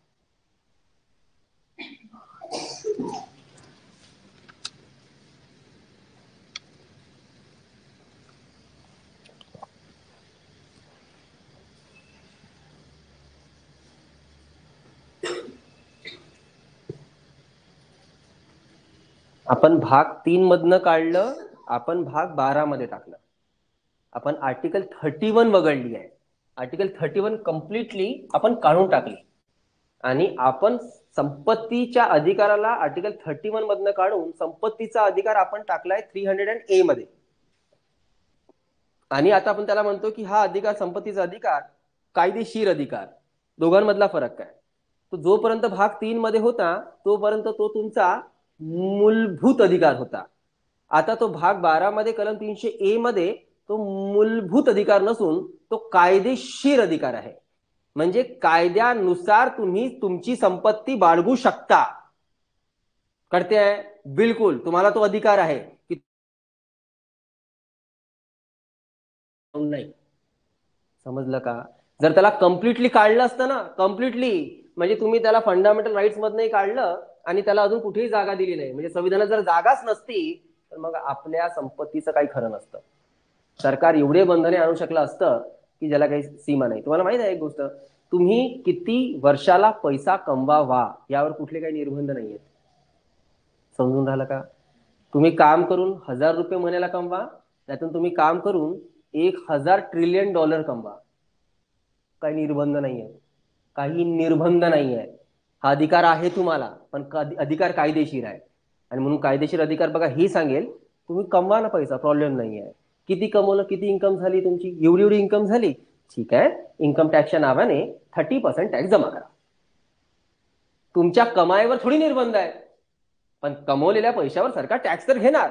तर त्यामुळे लक्षात घ्या, हा अधिकार ना आता संपत्तीचा अधिकार हा मूलभूत नाही आहे, हा कायदेशीर आहे. म्हणजे तुम्ही तुमची संपत्ती बाळगू शकता, प्रॉब्लेम नाही. पण तुम्ही जे तुमची संपत्ती बाळगली, जर सरकारचे कोणतेही नियम अथवा कोणतेही कायदे हे तुमच्या संपत्तीच्या अधिकारावर रिस्ट्रिक्शन्स आणत असतील तर तुम्ही कलम 32 ला घेऊन सुप्रीम कोर्टमध्ये दाद नाही मागू शकत. नाही मागू शकणार का? अरे तो भाग नंबर 3 मध्ये राहिलाच नाही तर तुम्ही कसं काय मागू शकणार? काय म्हटलं आपण, तो मूलभूत अधिकारातनं काढला गेला, त्याला आपण केलाय कायदेशीर अधिकार. भाग 3 मध्ये ज्या गोष्टी आहेत त्यालाच घेऊन तुम्ही कलम 32 ला घेऊन सुप्रीम कोर्टात जाऊ शकता. आता भाग 3 मध्ये राहिलाच नाही, हा भाग 12 मध्ये टाकला गेला आणि कलम 300A मध्ये त्याला जागा दिली, तर मुद्दा असा आहे की तुम्ही तुमची संपत्ती बाळगू शकता आताही, प्रॉब्लेम तो नाही आहे. पण तुम्ही तुमच्या संपत्तीवर आलेल्या रिस्ट्रिक्शन्सच्या कारणाने न्यायालयात दाद मागू शकता की आमच्या मूलभूत हक्कावर गदा आली आहे, कारण की आता तो मूलभूत हक्क राहिलाच नाही. समजलं? ठीक आहे, क्लिअर आहे. संपत्तीचा अधिकार आता आपला मूलभूत हक्क नाही, तो कायदेशीर अधिकार आहे आणि भाग 3 मधनं काढून त्याला भाग 12 मध्ये जागा दिली.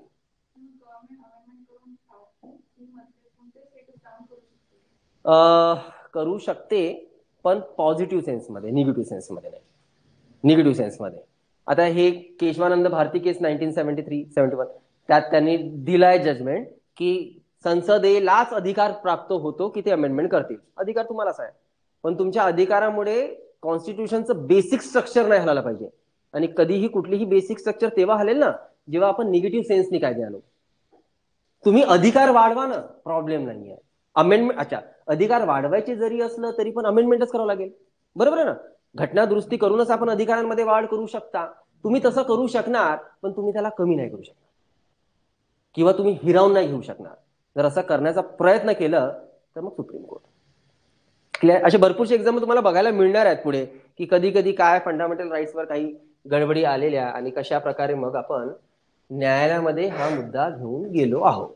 ठीक आहे, क्लिअर आहे संपत्तीच्या अधिकाराबद्दल? पक्क ऑनलाईन बोला. धनश्री, आदित्य, राखी, दक्षू, रोशनी, सौरभ, क्लिअर आहे? यावर चर्चा करायची अजून?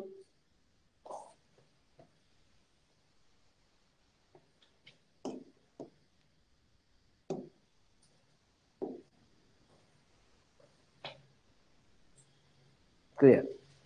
ओके, फाईन, ठीक. हा, आता प्रत्यक्षात आपण आपल्या आर्टिकल्सवर येऊया की नेमक्या फंडामेंटल राईट्स मध्ये असणारे हे जे आर्टिकल्स आहेत हे आपल्याला काय कशा प्रकारे. सो आर्टिकल 12,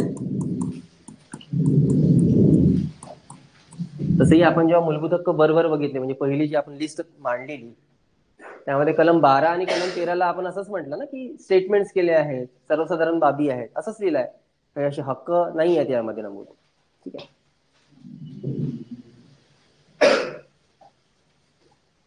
जर आपण आर्टिकल 12चा विचार केला तर यामध्ये सगळ्यात महत्वाची टर्म जी आहे जी मांडली आहे ते आहे स्टेट, म्हणजे राज्य.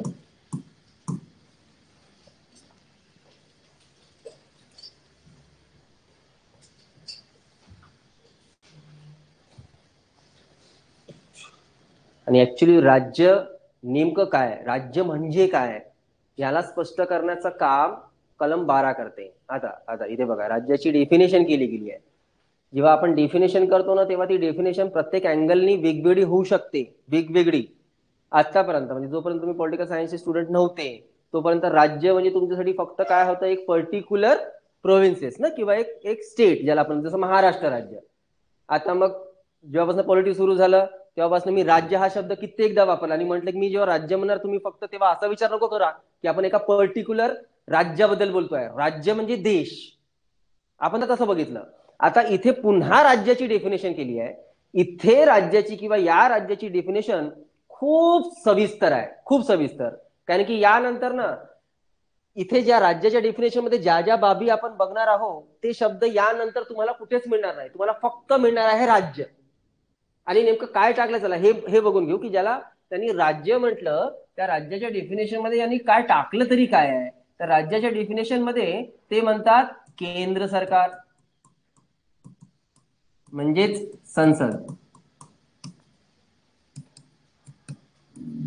राज्य सरकारे म्हणजेच राज्याच्या विधिमंडळा, लेजिस्लेचर्स, राज्यांच्या.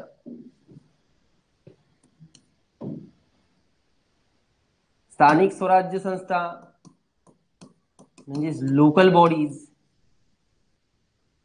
आणि सरकारच्या कुठलीही, मग केंद्र सरकार असू द्या, राज्य सरकारी असू द्या, सरकारची सर्व कॉर्पोरेशन्स म्हणजेच महामंडळ. एक्झाम्पल साठी लिहू शकता महामंडळामध्ये LIC किंवा गेल लिहा, भेल लिहा, सेल लिहा, सगळ्या सरकारच्या मालकीच्या आहेत. स्टेट्सची डेफिनेशन आपण बघून आलो आहे की त्यांनी राज्य या शब्दाअंतर्गत काय काय मांडलेलं. ते म्हणतात केंद्र सरकार म्हणजेच संसद, राज्य सरकारे म्हणजेच राज्यांच्या विधिमंडळा, या व्यतिरिक्त स्थानिक स्तरावर असणारे लोकल बॉडीज, ज्याला आपण महानगरपालिका, नगरपालिका म्हणणार. इथे काही डाऊट असेल तर लिहून ठेवा बाबा. आपण याच्या दिवसात बघितलंय की आपण लोकल बॉडीज कशाला म्हणतो. महानगरपालिका, नगरपालिका, जिल्हा परिषदे, ग्रामपंचायती, पंचायत समिती, नगरपंचायत, हे सगळे येतात. 6 बॉडीज येतात लोकल बॉडीज मध्ये, 6 स्तर येतील. ठीक आहे. सो केंद्र सरकार म्हणजे संसद, राज्य सरकार म्हणजेच विधिमंडळ आणि लोकल बॉडीज म्हणजेच महानगरपालिका किंवा जिल्हा परिषदा. तसेच सरकारचे सर्व कॉर्पोरेशन्स म्हणजे महामंडळे जसं LIC किंवा भेल. या व्यतिरिक्त त्या खाजगी संस्था, ज्या खाजगी संस्था सरकारकरिता कार्य करतात.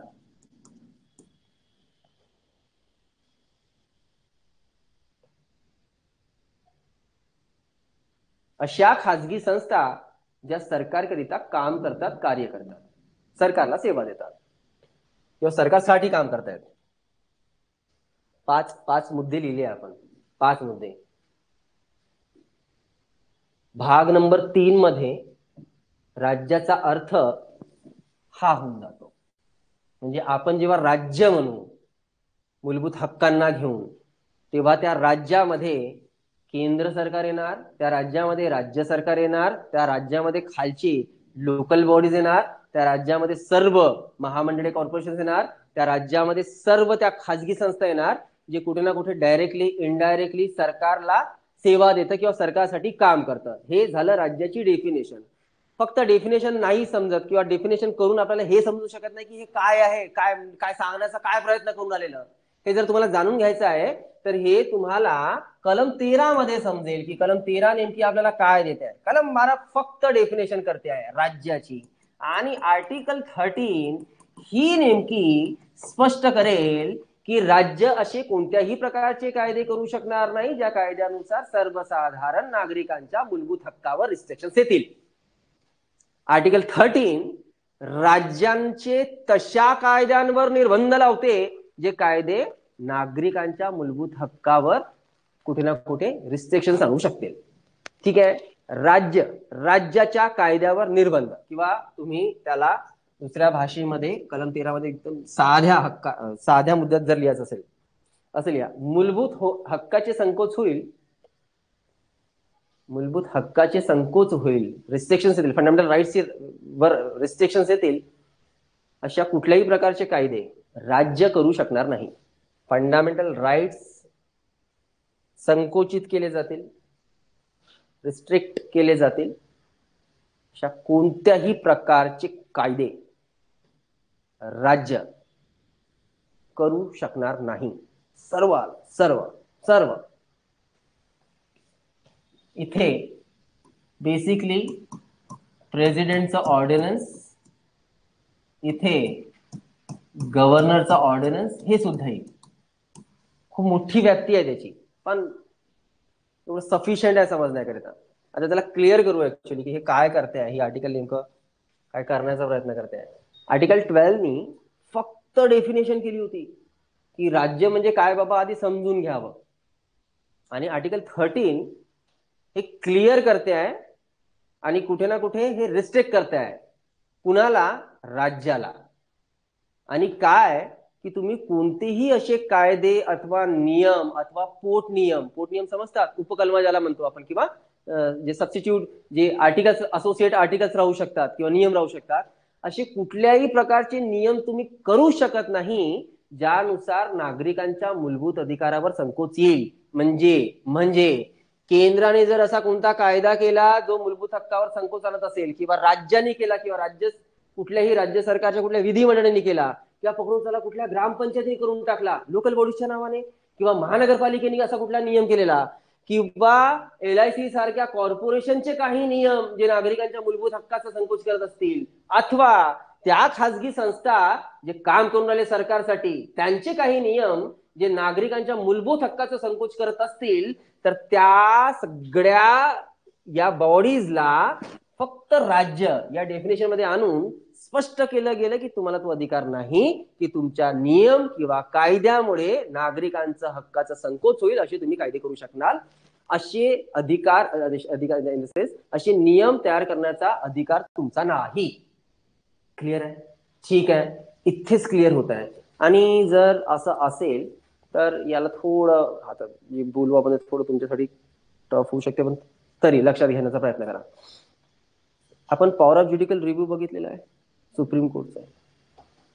पुढे तुम्हाला खूप एक इंटरेस्टिंग गोष्ट बघायला मिळेल. आता नाही समजणार, ते नंतर कळेल.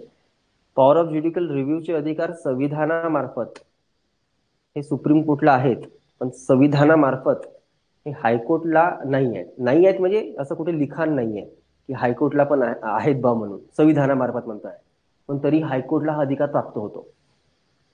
याचा अर्थ माहिती आहे काय? की सरकारने केलेले कायदे जर घटनेशी सुसंगत नसतील, सिमिलर नसतील, तर हायकोर्टमध्ये सुद्धा आपण चॅलेंज करू शकतो आणि हायकोर्ट सुद्धा या मुद्द्यावर सरकारने केलेले कायदे रद्द करू शकते. ठीक आहे. आता मागे जरा बिलकुल तुम्ही ऐकलं असणार किंवा वाचण्यात आलं असणार, बघण्यात आलं असणार, मागे हिजाबवर खूप डिस्कशन चालू होतं. दक्षिण भारतातली गोष्ट आहे.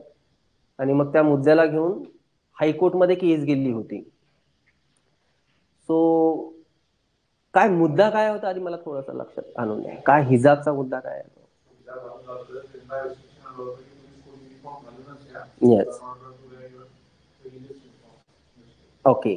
आणि हायकोर्टचा त्यावर काय निर्णय आहे? ओके, ठीक आहे. ऍक्च्युली हा जो मुद्दा होता मुळात, हा जो मुद्दा आहे हा कुठे ना कुठे फक्त हिजाबचा मुद्दा नाही आहे. हा मुळात मूलभूत हक्काचा मुद्दा आहे. हा मूलभूत हक्काचा मुद्दा आहे. खूप चांगल्याने क्लिअर करा याला. ठीक, यावर पण हायकोर्टचा जो निर्णय आहे त्याला एकदम सरळ त्या अनुषंगाने नका बघू की हायकोर्टने सरळ सरळ नकार दिलाय हिजाब घालायला. नाही, त्यांचा अँगल जर धरला तर आपल्याला अजून भरपूरशा गोष्टी मिळतील. त्यांना जेव्हा जजमेंट द्यावं लागतं तेव्हा त्यांना हजार विचार करावे लागतात. ठीक आहे, तुमचे मूलभूत हक्क नो डाऊट आहेत, बिलकुल आहेत, पण तरीही काही गोष्टी ज्यांचा विचार त्यांना करावा लागतो, त्यांचं जजमेंट थोडं वेगळं आहे. आपण त्यांच्या जजमेंट बद्दल आपण बोलू, आरामात बोलू कधीतरी. त्यांचा जजमेंट चांगला आहे. पण हा जो मुद्दा होता जो हायकोर्टात गेलेला, तो आपल्या एका पर्टिक्युलर समाजाच्या सामाजिक किंवा त्या पर्टिक्युलर नागरिकांच्या फंडामेंटल राईट्स बद्दल होता. पण त्याला घेऊन हायकोर्टाने निर्णय दिला ना, जेही असेल निर्णय दिलाय ना, आणि जर दिलाय, निर्णय दिलाय, सुप्रीम कोर्ट पण जाईल तो मुद्दा, ठीक आहे, मुद्दा तो नाहीये, पण जो निर्णय दिलाय याचा अर्थ हात मिळून राहिला नाही की कुठे ना कुठे हायकोर्ट सुद्धा यावर आपला निर्णय देऊ शकतो. ठीक आहे, लक्षात घ्या. इथे कलम 13 जर सांगते आहे की नागरिकांच्या मूलभूत हक्काचा संकोच होईल अशा कुठल्याही प्रकारचे कायदे अथवा नियम राज्य म्हणजे हे करू शकत नाही, तर याचा अर्थ आपण असंही तर धरू शकतो ना की जर राज्याने असा नियम केलाच तर मग ज्युडिशरी त्या नियमांना घेऊन विचार विमर्श करेल, आणि जर ते घटनेशी सुसंगत नसतील किंवा मूलभूत हक्काचा संकोच करणारे असतील तर सरकारने केलेले कायदे, राज्याने केलेले कायदे रद्द ठरवेल, असंच म्हणणार ना. पुढची स्टेप हीच राहणार ना. समजून राहिलं मी काय म्हणतोय? इथे तर फक्त हे म्हटलं जात आहे की राज्य संकोच करू शकणार नाही. आणि हो, पण केलं तर काय? तर केलं तर न्याय व्यवस्था राज्याने केलेल्या नियमाला रद्द करेल. जर असं असेल तर नाही का पॉवर ऑफ ज्युडिशियल रिव्ह्यू या 13 मध्येच लपून बसलाय. याला नीट जाणून घ्या रे बाबा, याला एकदम नीट जाणून घ्या. या पॉलिटिकल सायन्सच्या 2 तासाच्या लेक्चरमध्ये ना एकही शब्द फालतूचा होत नाही. बारीक बारीक शब्दाकडे विशेष लक्ष द्या, विशेष लक्ष द्या. पुन्हा सांगतोय मी, कलम 13 कुठेच लिहून देत नाही असं की हे अधिकार सुप्रीम कोर्ट किंवा हायकोर्टाला हे पॉवर ऑफ ज्युडिशियल रिव्ह्यूचे अधिकार देतात, न्यायिक पुनरावलोकनाचे अधिकार, असं काही स्पष्ट कुठे लिहून नाहीये 13 मध्ये नाही. पण कलम 13 ही सांगते की राज्य संकोच करू शकत नाही. तर पुढचा अर्थ हाच आहे, जर केला गेला तर आपण सुप्रीम कोर्ट अथवा हायकोर्टात जाऊ शकतो. तर नाही का हाच तरतूद किंवा हीच तरतूद कलम 13 जी आहे ती ज्युडिशियल रिव्ह्यूचा सुद्धा अधिकार न्यायालयाला देऊन राहिली आहे. बरोबर आहे? ठीक आहे. आणि न्यायालयाचा हा अधिकार की ते आपल्या मूलभूत हक्काचा सांभाळ करतील. क्लिअर? ठीक. राज्याची डेफिनेशन एकदम नीट करून ठेवा, सोपं आहे, असं खूप काही अवघड नाही आहे. 3 टियर सिस्टम आहे, 3 सरकारी मांडलेल्या सरळ सरळ केंद्र, राज्य आणि लोकल बॉडीज. या व्यतिरिक्त सरकारचे कॉर्पोरेशन, त्यांच्या मालकीचे कॉर्पोरेशन म्हणजे, आणि त्या खासगी संस्था ज्या सरकारसाठी काम करतात त्यांच्यावर रिस्ट्रिक्शन्स. मग तुम्हाला म्हटलंय मी मूलभूत अधिकार काय सांगतात सरकारला, काय म्हटलं होतं, काय सांगतात? की सरकारने काय करू नये, हेच तर सांगते कलम 13 की सरकारने काय करू नये. कुठे ना कुठे आदेशच दिले जात आहेत ना की तुम्ही असे कायदे करू नये की ज्यानुसार नागरिकांच्या मूलभूत हक्काचा संकोच होईल. क्लिअर? ठीक है, चला हे झाल्या सर्वसाधारण बाबी. आता अब आएंगे असली बात पे. आता तर टॉपिक सुरू होईल. हा, करू शकतो. जसं एक्झाम्पल घेऊया, की भाजीच्या दुकानात तुम्ही गेले असता, त्याला तुम्ही म्हटलं की दादा मला रिचार्ज करून दे 10 रुपयाचा. तर डोकं झाला, अरे काय आधीच पैसा पाणीचं एवढी तंग्यानं आलाय काय, 10 रुपयाचा रिचार्ज घेऊन जा नाही करत. तर त्यांनी काय केलं, आपल्याला नकार दिला. किंवा त्यांनी म्हटलं की बाबू याच्या नंतर माझ्या दुकानात नाही यायचं, बिलकुल सांगू राहिलो आहे. तर मग प्रश्न हा निर्माण होऊन जाईल, कलम 15चा उल्लंघन है ना, कुठेही येण्यास प्रवेश नकार. पण तिथे तो उल्लंघन होऊ शकते कारण की तो व्यक्ती खाजगी आहे, पब्लिक भागामध्ये नाही होऊ शकणार है ना. त्याला आपल्याला खूप क्लिअरली बघायचं आहे की कुठे काय होऊ शकते, कुठे नाही होऊ शकत. ठीक आहे, सो द्या हेडिंग की आता नेक्स्ट आपला अधिकाराबद्दल पहिलाच अधिकार कलम 14 ते 18 इक्वेलिटीचा अधिकार. यातली पहिलीच कलम आर्टिकल 14. पहिलीच कलम शिकायला जवळपास अर्धा पाऊण तास लागायला, 1 तासही लागू शकते. उद्याच्या सेशन मध्ये आपण आर्टिकल 14 पासून सुरू करू आपले फंडामेंटल राईट्स पुन्हा. ठीक, इथपर्यंत सगळ्यांना क्लिअर? क्लिअर क्लिअर एकदम पक्क, एकदम नीट वाचल पुस्तक. हा हो, पण मुद्दा तोच आहे ना की 32 सुप्रीम कोर्टला देतं, 226 हायकोर्टला इन द सेन्स देते, इन द सेन्स आपण दाद मागू शकतो फंडामेंटल राईट्सला घेऊन. ठीक आहे, आता हे थोडं तुम्हाला ना काही दिवस अवघड जाईल की नेमकं पॉवर ऑफ ज्युडिशियल रिव्ह्यू हा फक्त आणि फक्त फंडामेंटल राईट साठीच आहे का, तर नाही.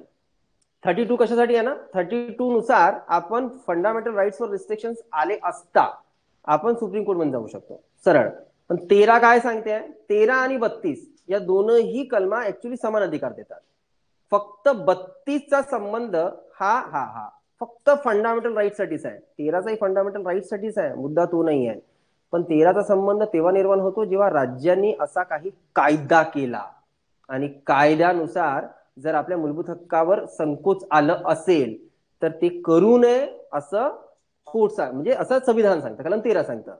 पण जर आलंच, असे कायदे केलेच, तर व्यक्ती कलम 32चा वापर करेल आणि कोर्टात जाईल. हा, थोडासा फेरफार आहे ज्याला तुम्हाला थोडे दिवस लागतील समजायला. ठीक आहे, ऑनलाईन